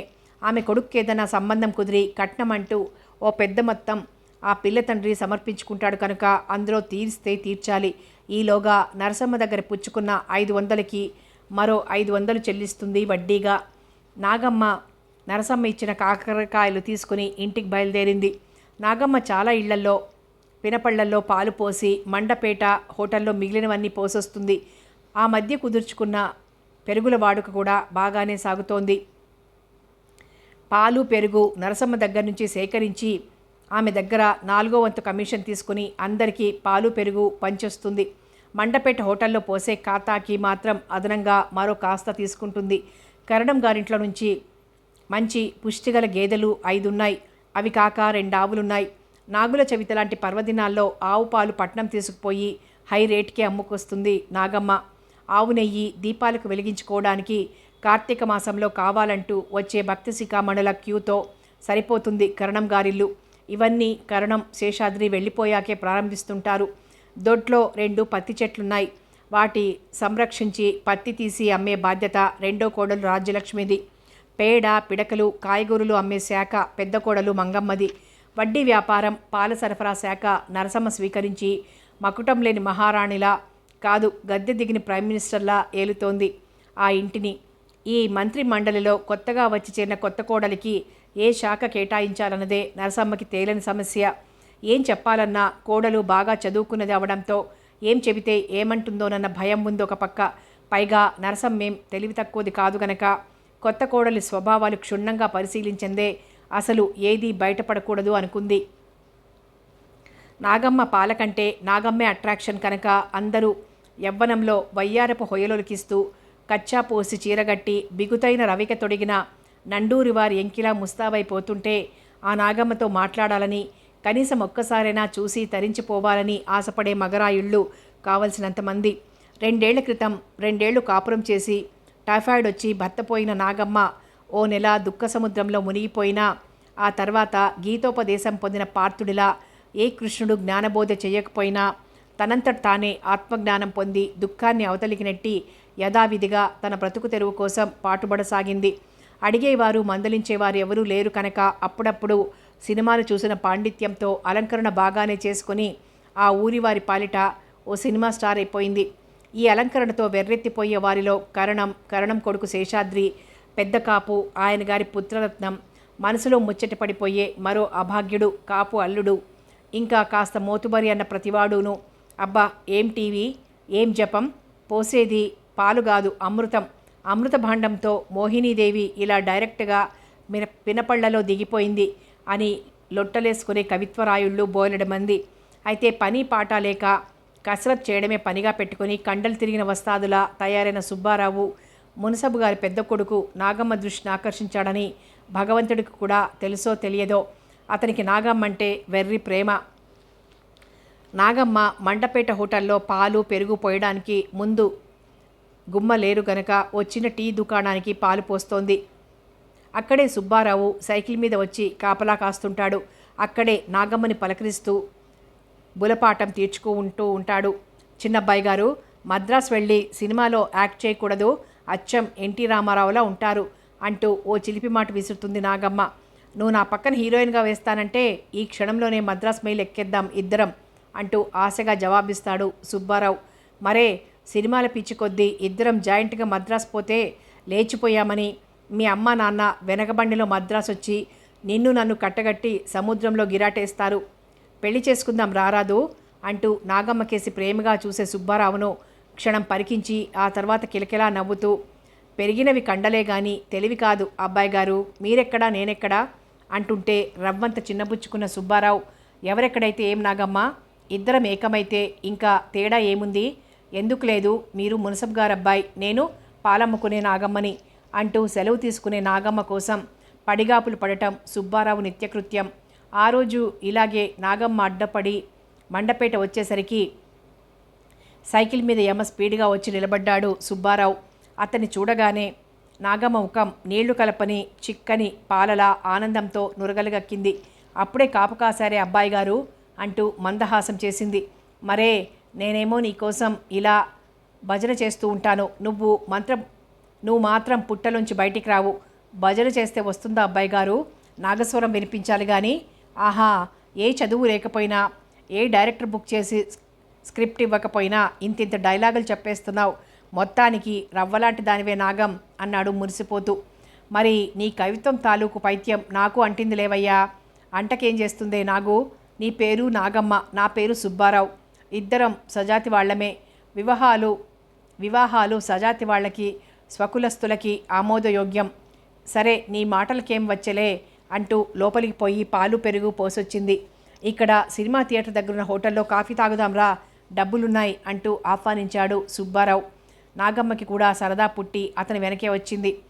ఆ మూగ మనసులని మన గోదారే తీశారు నాగు, పడవల అబ్బాయికి గొప్పింటి అమ్మాయికి లవ్వు భలేగా ఉందిలే అంటూ మ్యాట్ని చూసిపోదాం, ఇక్కడ ఉండరాదు అన్నాడు సుబ్బారావు. అందుకే అబ్బాయి గారు, మీకు కండలు తప్ప తెలివి లేదనేది ఈ పాల బిందెలు పెరుగు గిన్నెలు వేసుకుని సినిమాకెట్టా వచ్చేది. అయితే ఇంటికి పోయి తొందరగా రా, ఈ హోటల్లో భోంచేసి నేను ఇక్కడే ఉంటాను అంటూ నాగమ్మని సాగనంపాడు. దిట్టంగా టిఫిను కాఫీ ఇప్పించి నాగమ్మ ఇంటి ముఖం పట్టింది. ఏమే నాగు, పాలున్నాయా, ఓ కరుకు కంఠం వినిపించి తిరిగి చూసింది నాగమ్మ. కలపచర్ల వీరయ్య కొడుకు కామరాజు. లేవు, ముక్తసరిగా జవాబిచ్చింది. సుబ్బారావు హీరో అయితే వీడో విలన్గాడు అనుకుంది మనసులో. ఆమె అలా అనుకోవడంలో అతిశయోక్తి ఏమీ లేదు. నాటు సారాయి నిషాలోనే ఉండే అతగాడిని చూస్తే ఊళ్ళో వాళ్ళకే కాదు, ముందు కన్నతండ్రికే హడల్. అతగాడికున్న 2 చొక్కా జేబుల్లో ఒక దాంట్లో పచ్చ కాగితాలు, మరో దాంట్లో మడత చాకు, అతని శరీరాన్ని అంటిపెట్టుకున్న గుండెకాయలా ఉండాల్సిందే. ఆ రెండిటిల్లో ఏదీ కొరవడే అవకాశం లేదు. ఒకవేళ అలా తటస్థించిన నాడు మాయల పకీరు ప్రాణంలో ఒకటి ఎగిరిపోయినట్టే లెక్క. ఆ రెండింటిని అడపాదడపా నాగమ్మకి చూపించి ఆశ పెడుతూ భయపెడుతూ లొంగదీసుకోవాలని ప్రయత్నించినా అతనికి ఆ అవకాశం ఎక్కడా లభించడం లేదు. ఈరోజు లక్కు గుద్దేసింది అనుకున్నాడు. నాగమ్మ ఒంటరిగా రావడం చూసి, నాగమ్మ, నీ మొగుడెవరమ్మా అంటూ అందుకున్నాడు పాటని కామరాజు. ఆ పాట వింటూనే నసాళానికి అంటిపోయింది నాగమ్మకి. కానీ పచ్చి నెత్తురు తాగే కషాయవాడితో విరోధం మహాప్రమాదమని తెలిసిన నాగమ్మ, కామరాజు, నీకు మంచిగా చెప్తున్నాను, అసలు వెనకోసారి చెప్పాను కూడా, ఆడదాన్ని అలసుగా చూడొద్దని. మొగుడు చచ్చి కూచోబెట్టి సంపాదించి పోషించే వాళ్ళెవ్వరూ లేక పాలు పెరుగు అమ్ముకొని బ్రతుకుతున్న నా బ్రతుకు నాకు తెలుసు. బాబాయ్ కొడుకు అంటే అన్నవి, అన్న చెల్లెలతో మాట్లాడే ధోరణి ఇలాగేనా ఉండేది? కోపాన్ని అణుచుకుంటూ అంది. భలే తప్పుకోవడానికి భలే చిట్కా ఉపయోగించావే నాగమ్మ. వరసలేముంది, మార్చుకుంటే మారిపోతాయి. మా నాన్నని బాబాయ్ అని ఎవడు పిలవమన్నాడు? మామయ్య అని పిలు. మనిద్దరికీ బావా మరదళ్ళ వరుస మహా చక్కగా కుదిరిపోతుంది. వెకిలిగా నవ్వుతూ దగ్గరికొచ్చాడు కామరాజు. నాగమ్మ మనసులోనే చాలా భయపడింది. సుబ్బారావన్న రాకపోయాడే అని మనసులోనే దుగ్ధపడసాగింది. అయినా ఆ భయాందోళనల్ని బయటపడనీయకుండా నాకవతల ఎండెక్కుతోంది అంటూ వడివడిగా అడుగులు వేయబోయింది. ఇంత మాత్రానికే వదిలే రకం కాదు కామరాజు. ఆమెను ఒక కంగలో సమీపించి టప్మని భుజం మీద చెయ్యి వేశాడు. పెద్ద తాచుపాము మీద పడినట్లుగా జలధరించింది నాగమ్మ శరీరం. ఆ ప్రాంతమంతా చేలగట్లు, జనసంచారం లేదు. కూలీలెవరూ ఇంకా పనిలోకి ప్రవేశించలేదు. ఒంటరిగా దొరికిన నాగమ్మని అంతు తేల్చాలి అన్నట్టు కామరాజు చొరవ చేస్తుంటే భరించలేకపోయింది నాగమ్మ. ఆ చెయ్యి విదిలించుకొని చేతిలో ఉన్న పాల బిందె పెట్టి నెత్తిన ఒక్కటి పెట్టింది. ఆ దెబ్బకి బెబ్బులిలా అరిచాడు కామరాజు. ఏమే నాగు, ఎంత పొగరే నీకు? ఈ కామరాజు అంటే ఏమిటో తెలుసా? ఈ నాగమ్మంటే ఏమిటో తెలుసా? ఇది విషం నిండిన తాచుపామురా. కాటు వేసిందంటే నువ్వు మళ్ళా కాటికే పొయ్యేది. తోక తొక్కిన తాచులా సెగలు పొగలైపోయింది నాగమ్మ. కామరాజు గట్టిగా పట్టుకోబోయాడు నాగమ్మని. నాగమ్మ సత్తువ కొద్దీ ఒక్క తన్ను తన్నింది. ఆ తన్నుకి తూలి వెనక్కిపడి చటుక్కున లేచాడు కామరాజు. అతని కళ్ళల్లో ఇప్పుడు ప్రజ్వలిస్తున్న విక్రోధాన్ని, ఆ అగ్నికీలల్లో సమూలంగా నాగమ్మని భస్మం చేయాలన్న అతనిలోని కక్ష మరింత విజృంభించేలా చేసింది. నీకు కండకావరం చాలా ఉందే అంటూ బండ బూతులు తిడుతూ నాగమ్మని గట్టిగా వాటేసుకోబోయాడు. ఇంతలో వెన్ను మీదికి చెళ్ళని పడింది సైకిల్ చైను. ఆ దెబ్బతో సగం నిషా దిగిన కామరాజు తిరిగి చూసేలోగా మరో 2 దెబ్బలు పడ్డాయి. నాగమ్మ కళ్ళల్లో కోటి వెన్నెల కాంతి ప్రతిఫలించింది. ఎలా వచ్చావు సుబ్బారావు అంది అనురాగమంతా మేళవించిన నాగమ్మ. అక్కడే ఉందామనుకున్నాను మొదట, కానీ సినిమాకి వెళ్దామనుకున్నాం కదా, కాస్త డ్రెస్ మారుద్దామనిపించి బయలుదేరాను. నేను వచ్చేసరికి ఇక్కడ నువ్వో పెద్ద హీరోయిన్ అయిపోయి కనిపించావు. చే దొంగ సచ్చినోడు. నాగమ్మ నీ మొగుడెవరమ్మా అంటూ పాటెత్తుకున్నాడు. పోని అంతటితో ఊరుకున్నాడా? భుజం మీద చెయ్యి వేశాడు. బిందె తిరిగేశాను. దాంతో వాడికి మరింత తామసం వచ్చింది. క్రింద పడిన కామరాజుని అసహ్యంగా చూస్తూ అంది నాగమ్మ. చచ్చాడులే, ఇంకీసారి నీ జోలికేస్తే తిన్నగా బొందితో పోతాడు నరకానికి అంటూ ఆమెను ఇంటిదాకా తీసుకువెళ్ళి త్వరగా బయలుదేర్రా, నేను రెడీగా ఉంటాను అంటూ అటు ఇటు చూసి నాగమ్మ బుగ్గలు 2 ముద్దు పెట్టుకున్నాడు సుబ్బారావు. అతని స్పర్శతో గుండె జల్లుమంది నాగమ్మకి. రాత్రికి రా, ఇప్పుడేం సరసం అంది నవ్వుతూ. ఆ మాటతో జాక్పాట్లో 25 లక్షలు కొట్టినంత సంతోషంతో ఉబ్బిపోయాడు సుబ్బారావు. కళా నిజమా అన్న సందిగ్ధంతో మూర్చపోయినంత పనై నిలదొక్కుని అబ్బా నాగరాణి ఎన్నాళ్ళు కరుణించింది అంటూ గాలిలో ఓ కిస్ పడేసి చెయ్యి ఊపుతూ వెనక్కి తిరిగాడు సుబ్బారావు. తనపై గల అతని ప్రేమకు మురిసిపోతూ ఒట్టి పిచ్చిమాలోకం, పిచ్చి ప్రేమ తప్ప కల్లా కపటం తెలీదు పాపం సుబ్బారావుకి అనుకుంది ప్రేమగా నాగమ్మ. తన మనసులో పొంగుతున్న ప్రేమను తనే గుర్తించలేకపోయింది. కరణం గారింట్లో కొత్త కోడలికి కొడుక్కి ప్రత్యేకం గదైతే కేటాయించడానికి వీల్లేకపోయింది. కానీ వీధి అరుగు దగ్గర నుంచి ఆ ఇంట్లో సద్వినియోగం అవుతూనే ఉంది. కంసాలి గురవయ్య తాత తండ్రుల నుంచి ఆ అరుగు హక్కులు వశపరుచుకుని ఆ అరుగు మీదే 4 రాళ్లు సంపాదించుకుంటూ కడుపులో చల్ల కదలకుండా అక్కడే ఉంటున్నాడు. అతని వల్ల కరణం గారి భార్య వడ్డీ వ్యాపారం అంతో ఇంతో వృద్ధిలోకి వచ్చింది గనక అతగాడిని అభిమానంగానే చూస్తుంది నరసమ్మ. బంగారం ఎన్ని కాసులుందో దాని వన్నె ఎంతో గురవయ్య చెప్పందే వడ్డీకి పట్టదు ఆవిడ. ఈ 2 భజన సంఘాలని ఆ ఇంట్లోంచి సాగనంపితే గాని ముందు ఇంటికి ముక్తి రాదు విసుగ్గా అన్నాడు నెహ్రూ. సుభద్ర ఏమీ మాట్లాడలేదు. పిల్లి మెడలో గంట కట్టాలి, కానీ ఎలా అన్నట్లుంది సమస్య. మళ్ళీ రాత్రి యథావిధిగా నెహ్రూ శృంగారానికి అంతరాయం కలుగుతూనే ఉంది. ఈ విధంగా ఈ ఇంట్లో ఈ కర్టెన్ రూమ్లో వెలిగించే కాపురంతో ఏ ఫ్యామిలీ ప్లానింగు, ఏ బర్త్ కంట్రోలు అవసరం లేకుండానే కుటుంబ నియంత్రణ పథకం అమలు జరిగి అసలు పిల్లలే పుట్టరు అని కూడా అనుకోకపోలేదు కసిగా మనసులో. శుభ, మనకి గది మాత్రం ఏమాత్రం బాగాలేదు. సరదాగా 10 నిమిషాలు కూడా ఏకాంతంగా గడపడానికి వీల్లేకుండా ఉంది. ఏం చేద్దాం అన్నాడు భార్య ముంగురులు సవరిస్తూ. అటు దక్షిణం వైపు మనమే ప్లాన్ వేసుకుని ఓ గది కట్టుకుందాం అంది సుభద్ర. ఆ మాటతో ఎక్కడలేని హుషారొచ్చేసింది నెహ్రూకి. రేపే ఓ కొబ్బరికాయ కొట్టి మనమే స్వయంగా కట్టుకుందాం అన్నాడు సంతోషంగా. మేము అటువైపు దక్షిణంగా ఓ గది వేసుకుంటాం అన్న కొడుకుని ఒక క్షణం చూసి అలాగే వేసుకోండి అన్నాడు కరణం. అసలు కొడుకి కృష్ణ భక్తురాళ్ళని మరో ఇంటికి పంపు అని అంటాడేమో అన్న బెరుకు నరసమ్మకి అంతరంగంలో లేకపోలేదు. ఏదీ తమకి లాభించందే ఏ పని ఆమోదించడం అనేది కరణానికి కానీ నరసమ్మ గారికి కానీ అలవాట్లేదు.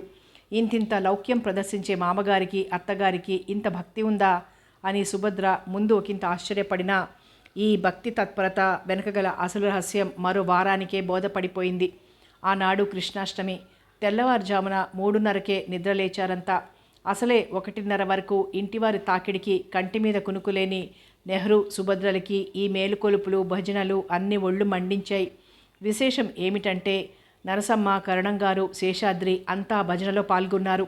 అంత క్రితం 4 రోజుల నుంచి కృష్ణ భక్తురాళ్ళిద్దరూ ఇంటింటికి తిరిగి చందాలు వసూలు చేశారు, ధాన్యం సేకరించారు. కాయగూరలు, పళ్ళు, కొబ్బరికాయలు దేనికి లోటనేది లేకుండా గంపలతో భగవత్ సన్నిధికి రప్పించారు. తెల్లవారితే ఊరి వారందరికీ సమారాధన కనుక గాడిపొయ్యి దగ్గర కట్టెలు పేర్చుకుంటున్నారు వంట బ్రహ్మాలు. యథోచితంగా అంతా తలో పని చేస్తున్నారు. పందిరి అరేంజ్మెంట్స్ అన్నీ 3 రోజుల ముందే జరిగిపోయాయి. ఓ భక్త శిఖామణి స్తంభాలకి మానులు తాటాకు ఫ్రీగా ఇచ్చాడు. కరణం గారు పెద్ద ఎత్తున అన్నీ పర్యవేక్షిస్తున్నారు. గాడిపోయే దగ్గర భజన ముగించిన నరసమ్మ కోడళ్ళు ఆధ్వర్యం వహించారు. ఇవన్నీ చూసి తటస్థంగా ఉండిపోయారు సుభద్ర, నెహ్రూలు. ఆ రోజు భోజనాలన్నీ కృష్ణ భక్తురాలింట్లోనేగా. పూర్ణం బూరెలు, పులిహోర గంపలతో చేసి పడేశారు. వడ్డనంతా కరణం గారి కుటుంబ సభ్యులదే. నడుముకు గుడ్డ బిగించి శేషాద్రి, కరణం గారు కూడా పూర్ణాలు పులిహోరలు వడ్డిస్తుంటే అంతా పరమానంద భరితులైపోయారు. ఆహా, ఏం భక్తి, ఏం శ్రద్ధండి కరణం గారికి. పుణ్యాత్ముడు కనుకే ఆయనకు సిరి సంపద పిల్లా జల్లా దేనికి లోటు లేదు. చక్కగా కొడుకులు కోడళ్ళు అంటూ ప్రతి ఒక్కరూ అంటుంటే గర్వంగా మీసం మెలేశాడు కరణం. నాగమ్మ, సుబ్బారావులు కూడా భోజనానికి వచ్చారు. రెండో పంక్తి వడ్డనకి సుగుణ కూడా అందుకుంది. పూర్ణాల బుట్ట చేత పట్టుకొని వరుసన వడ్డించుకుంటూ వస్తున్న ఆమె కళ్ళు అప్రయత్నంగా ఒకచోట నిలిచిపోయాయి. పంక్తిలో చివరిగా కూర్చునున్న 25 ఏళ్ల యువకుడు సూర్యం కూడా ఆమెను రెప్పవేయక చూస్తూ ఉండిపోయాడు. చివరికి తేరుకొని బాగున్నావా సుగుణ అని అడిగాడు మెల్లగా. ఆప్యాయంగా అతను పలకరించేసరికి కళ్ళ నుండి అశ్రు కణాలు జాలువారాయి సుగుణకి. బాగానే ఉన్నాను, ఈ విధంగా నిర్భాగ్యపు బ్రతుకుల మధ్య గద్గదికంగా జవాబిచ్చింది. సూర్యారావు మాట్లాడలేదు. అతనికి ఏదో తెలియని ఉద్వేగం ఉప్పెనలా వచ్చేసింది. ఈ సుగుణ తన చిన్ననాటి చెలిమి, తన హృదయాన్ని దోచుకున్న సుందరాంగి, తనతో కలిసి ఆడి పాడి గంతులు వేసిన నెచ్చలి, తన ప్రియసతిగా తన ఇంట్లో కాలు మోపి తన బ్రతుకులో వసంతాలు పండిస్తుందని తీయని కలలు కన్నాడు. కానీ అవన్నీ ఏమయ్యాయి? కరిగి నీరై గోదావరిలో కలిసిపోయాయి. కరణం గారి హోదా ముందు తామెక్కడా నిలబడలేకపోయారు. తను 4 అక్క చెల్లెళ్ల మధ్య పుట్టిన ఒక్కగానొక్క వంశోద్ధారకుడు. తన తల్లి చిన్నతనానే చనిపోయింది. అలాగే తండ్రి, అక్కలు అంతా కలిసి పెంచి పెద్దవాడించేశారు. తనకున్నది ఒకే 1 ఎకరం భూమి. అదే సేద్యం చేసేవాడు. తన తండ్రి రామయ్య తమ హోదాకి తమ డబ్బుకి సరితూగే సంబంధం తెచ్చి చేశాడు సుగుణకి ఆమె తండ్రి. అంతేగాని సుగుణకి తన పైగల మక్కువ కానీ తనకు ఆమె పైగల అనురాగాన్ని కానీ బొత్తిగా ఖాతరు చేయలేదు. తల్లిదండ్రులకి ఎదురు చెప్పలేని సుగుణ తన మనసు చంపుకొని ఆ సంబంధం చేసుకుని వెళ్ళిపోయింది. బహుశా అక్కడ ఇష్టం లేని కాపురమే చేసి ఉంటుంది. భర్త గతించగా వితంతువు అన్న ముద్ర నెత్తిన వేసుకుని పుట్టిల్లు చేరుకుంది. ఇవన్నీ అతని స్మృతిపదంలో మెదిలి మాయమయ్యాయి. నీ అత్తారు ఆస్తి ఏమన్నా ఇచ్చారా? ఏదో కొంత మా నాన్నకు దడిసిచ్చారులే అంది నిర్లిప్తంగా. సూర్యారావు భోజనం చేసాగాడు. మరో 2 బూరెలు అతని విస్తట్లో వేసి వెళ్ళిపోయింది సుగుణ. మళ్ళీ వెంటనే పులిహోర పళ్ళెం తెచ్చింది. అతని విస్తట్లో బాగా గుమ్మరించి, తిను సూర్యం, జీడిపప్పులు అవి వేసి బాగా వండించాం అంటూ ఆప్యాయంగాని మెల్లగా చూసింది. అన్నం కూరలు వదిలి సూర్యం ఆ పూర్ణం బూరెలు పులిహోరే ఎంతో ఆపేక్షగా తిన్నాడు. భోజనాలు అయ్యాక వస్తాను సుగుణ, రేపు కనిపిస్తాలే అంటూ వెళ్ళిపోయాడు. ఆ సాయంత్రం మిగిలిన పులిహోర పూర్ణాలు కరణం గారింట్లోకి వచ్చేయగా అంతా అవే తిని మరికొన్ని మున్సబ్ గారింటికి పంపి చెల్లు పెట్టేశారు. భక్తురాళ్ళిద్దరూ కనుక ఒకరు ప్రారంభం రోజున మరొకరు చివరి రోజున జరిపారు సమారాధనని. ఆనాడు కూడా ఇలాగే భారీగా జరిగాయి. అన్నీ అయ్యాక కరణం, నరసమ్మ, శేషాద్రి, మంగమ్మ అంతా పుస్తకాలు కళాలు పుచ్చుకొని మిగిలిపోయినవన్నీ లెక్కలు తయారు చేశారు. కృష్ణ భక్తురాళ్ళకి సంవత్సరానికి సరిపడా గ్రాసం కేటాయించి మిగిలినవన్నీ తమ ఇంట్లో సర్దుకోవడం చూసి ఈ భక్తి ప్రపత్తుల వెనకగల పరమార్థాన్ని కళ్ళారా చూసిన కోడలు సుభద్ర ముక్కున వేలేసుకుంది. ఆ పాటి వ్యూహజ్ఞానం లేని తన ఎకనామిక్స్ BAని తలుచుకుని చాలా విచారించింది కూడా. మిగిలిన కూరలు వారం దాకా వండుకున్నారు. మిగిలిన పెరుగు, కొబ్బరి చిప్పలు అన్నీ నాగమ్మ హోటళ్లకు అమ్మి డబ్బులు తెచ్చింది. కృష్ణ పరమాత్మ జన్మించి అవతలికి వెళ్ళిపోయాక చకచక పని ప్రారంభించి గది చేరుకున్నారు నెహ్రూ, సుభద్రలు. పెద్ద తోడు కోడిళ్ళిద్దరూ ముందు దవడలు నొక్కుకున్నా ఆ తర్వాత అత్తగారి సపోర్ట్ చూసి నోరు మూసుకున్నారు. ఆ రోజు శుక్రవారం. సుభద్ర తలంటుకుని చిక్కు తీసుకుంటూ ఎవరో పిలిచినట్లు అనిపించి వీధి గదిలోకి వచ్చింది. సూర్యం నిలబడి ఉన్నాడు. సుభద్రను చూసి నమస్కారం చేశాడు. ఇంతలో ఎక్కడి నుంచి చూసిందో చకచకా పరిగెత్తుకొచ్చింది సుగుణ. సుగుణను చూడగానే సూర్యం కళ్ళల్లో వెలిగిన వెలుగుని స్పష్టంగా పసిగట్టింది సుభద్ర. అలాగే సుగుణ ముఖంలోని ఆనంది జ్యోతిని కూడా గమనించింది. ఏం సూర్యం ఇలా వచ్చావు అంది నవ్వుతూ సుగుణ. గురవయ్య దగ్గర ఈ ఉంగరం బాగు చేయించుకోవాలని వచ్చాను అన్నాడు ఊడిపోయిన రాయిని ఉంగరాన్ని చూపించి. ఇతను మీకు బంధువా కుతూహలంగా అడిగింది సుభద్ర. బంధువు కాదు, ఆప్తుడు అంది కళ్ళల్లో నీళ్లు తిరుగుతుండగా సుగుణ. సుభద్ర ఆశ్చర్యంగా 1 నిమిషం ఇద్దరినీ తేరిపారా చూసింది. ఆ తర్వాత లోపలికి వెళ్ళిపోయింది. సూర్యం అటూ ఇటూ చూసి ఒక కాగితం మడత ఆమెకు అందించాడు. చటుక్కున అది అందుకుని తన జాకెట్ లోపల దాచుకుంది సుగుణ. గురవయ్య రాగానే ఉంగరం ఇచ్చి రేపొచ్చి తీసుకెళ్తాను, బాగు చేసి ఉంచు అన్నాడు సూర్యం. నరసమ్మ వీధిలోకి తొంగి చూసి సూర్యం కనబడగానే నొసలు చిట్లించింది. అది చూసిన సుభద్ర ఎవరత్తయ్యా అతనో అని అడిగింది. వాడొక వట్టి అప్రాచ్యపు విధవ. తిండికి టికానా లేకపోయినా పెళ్లి కావాలంటూ సుగుణను చేసుకోవాలని ఏం ఆరాటపడ్డాడని వెధవ వీడి ఎకరం పొలం చూసి పిల్లనిచ్చేస్తామనుకున్నాడు. మీ మామయ్య గారి హోదా నీకు తెలుసుగా, తగ్గవాడికి ఇచ్చి చేసి వాడి రోగం కుదిర్చి పారేశారు అంటూ గర్వంగా చెప్పింది. దాంతో చాలా వరకే ఊహించింది సుభద్ర. అయితే సుగుణ సూర్యంలు ప్రేమించుకుని ఉంటారప్పట్లో. అది ఇప్పటికీ చెక్కు చెదరకపోతే సుగుణ పునర్వివాహం గురించి ఆలోచించవచ్చు అనుకుంది మనసులో. ఇదొక పెద్ద శుభవార్తలా తోచిందామెకి.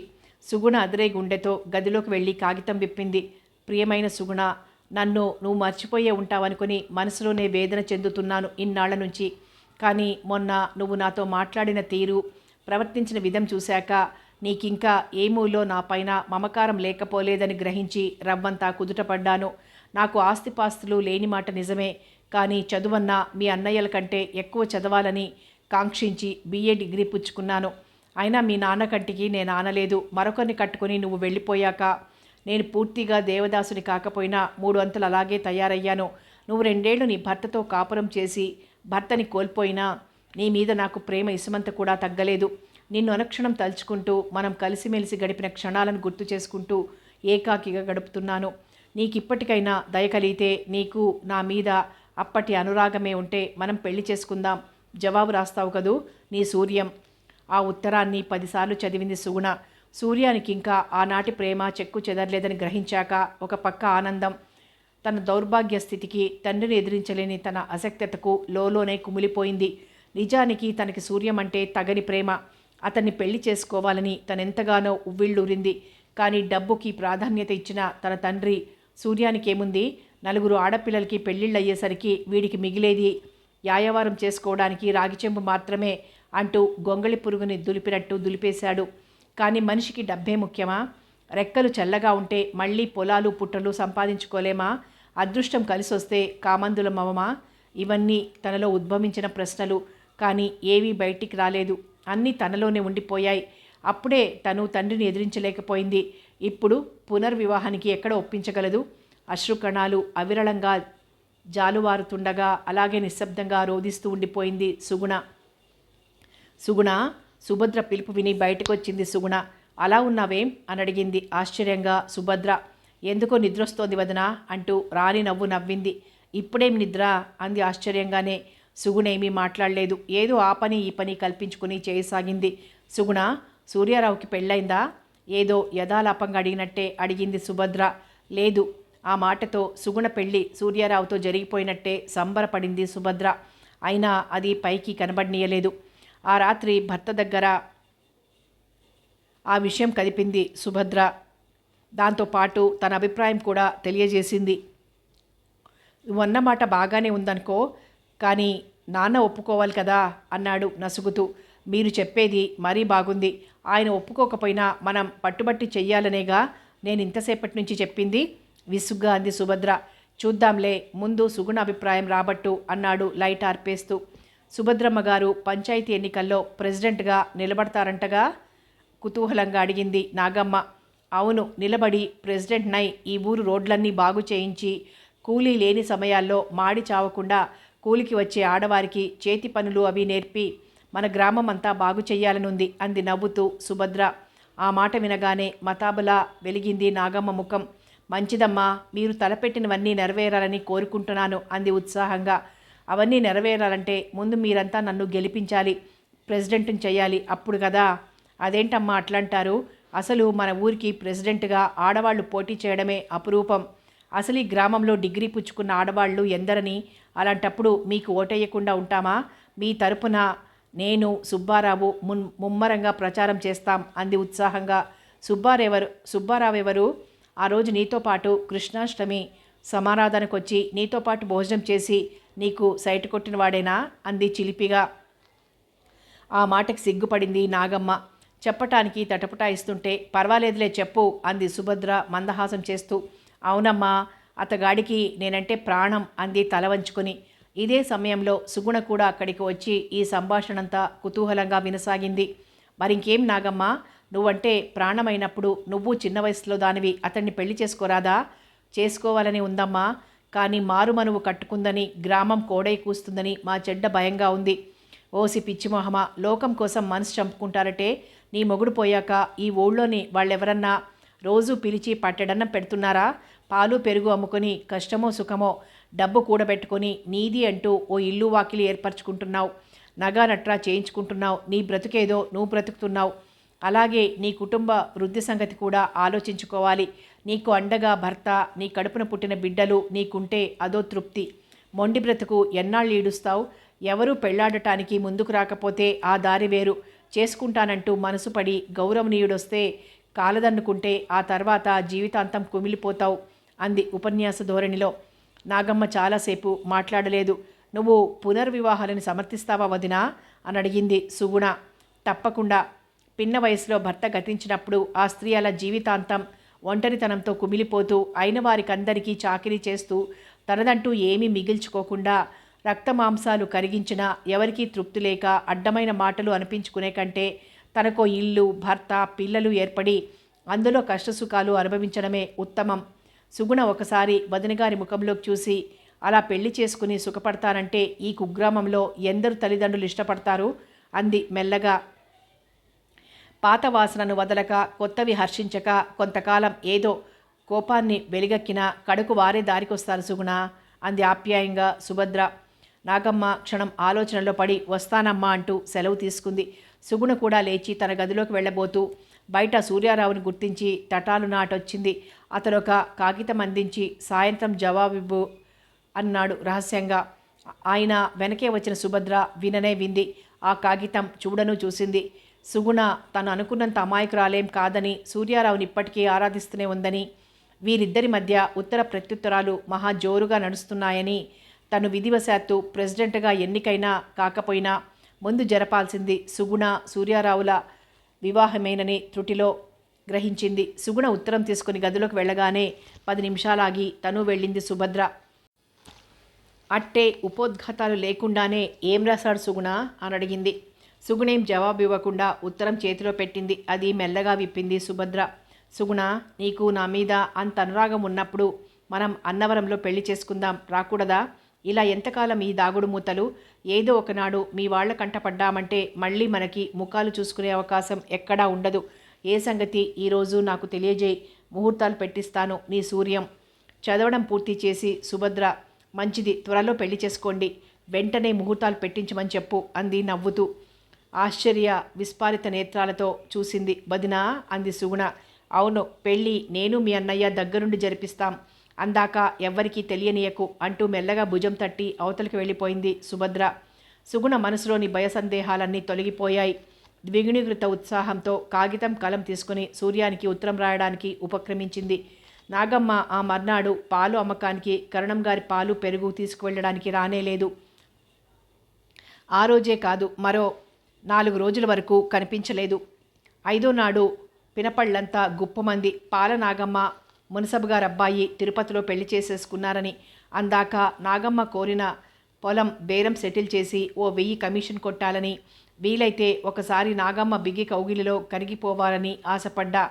తలలు బోడులైన తలుపులు బోడు కామని రుజువు చేయబోయిన కరణం వెంకట్రామయ్య పాక పీకి కొత్త డాబా లేపే నాగమ్మ ప్రయత్నంలో ఇతోధికంగా సాయం చేసి ఆమె అభిమానం సంపాదించి ఒక్కసారి ఆమె పొందులో ఆనందపడాలని తపనపడిన శేషాద్రి సుబ్బారావు సైకిల్ చైన్లతో వీపు సాపు చేసిన గాయాలు వీపుకే గాని గుండెకి మరమ్మత్తు శారీరకంగానే గాని మానసికంగా ఏమాత్రం జరగక నాగమ్మని వీలైతే రేప్ చేసైనా కసి తీర్చుకోవాలన్న కక్షతో తిరిగే కామరాజుకి ఒక్కసారి 10 పచ్చివెలక్కాయలు గొంతులో పడి ఆ రోజు మంచం దిగలేక అంతా ఇంటి పట్టునే ఉండిపోయారు.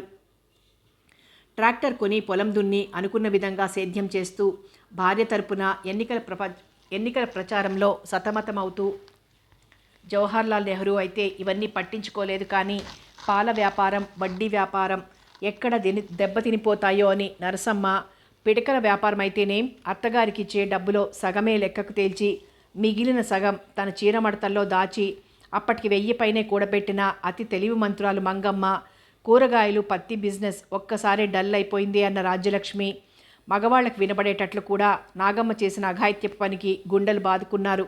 ఒక మొగుడు స్వర్గానికి చేరాడు. ఈ కొత్త మొగుడు విధవా వివాహానికి గాను నరకానికే చేరతాడని జోస్యం చెప్పారు. ఆ పూట వంట చేసుకోకుండా నిరసన దీక్ష వహించారు. కానీ కాబోయే ప్రెసిడెంట్ గారు సలహా ఇచ్చిన సుభద్రాదేవి మాత్రం మన ఊరు ముందడుగు వేయడానికి ఇదో పెద్ద శుభసూచకం అని సంబరపడింది.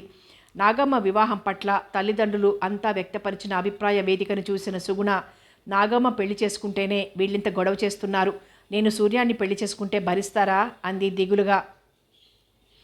అవన్నీ మనసులో పెట్టుకోకు, నీకండగా నేనున్నాను, మీ అన్నయ్య ఉన్నారు, నీకింకా భయ సందేహాలు ఎందుకు అంటూ ధైర్యం చెప్పింది సుభద్ర.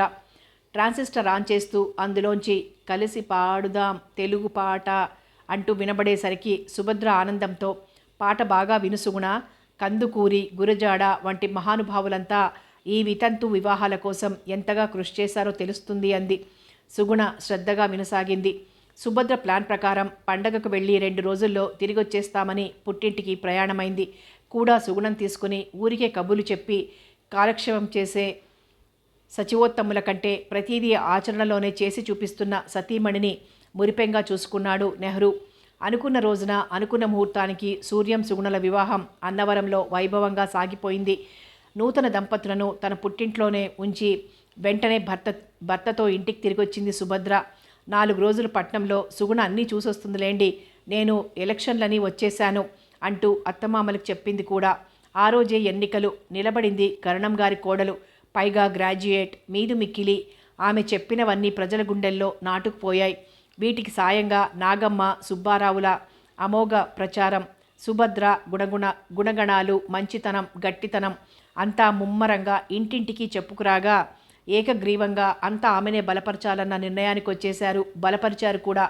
కరణం వెంకట్రామయ్యకి ఎక్కడా భూమి కనిపించడం లేదు.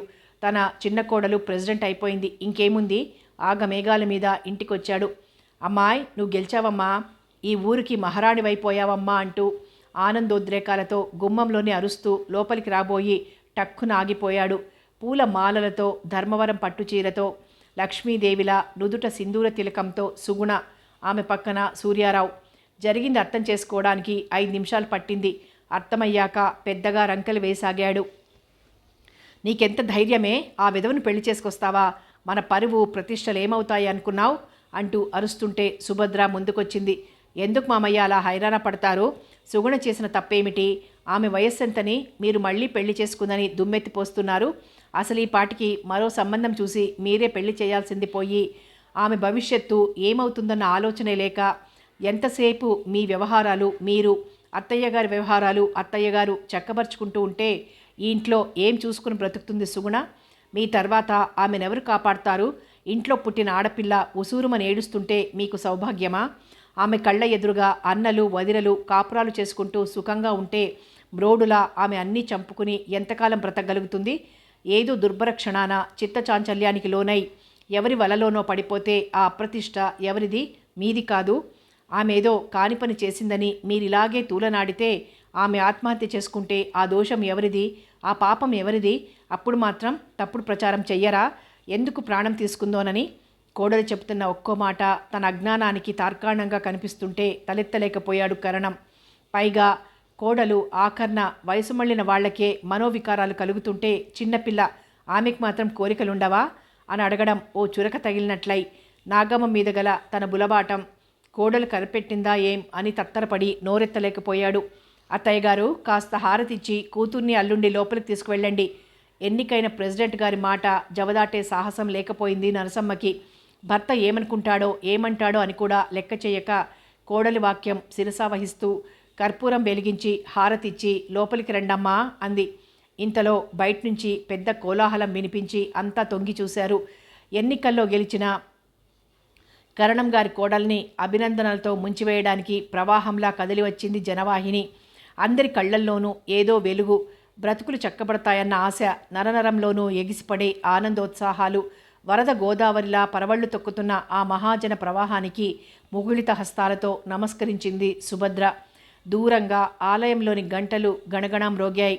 అది పూజారి మ్రోగించిన పూజ ప్రారంభానికి సూచనగా పలికిన ఘంటానాదం కాదు.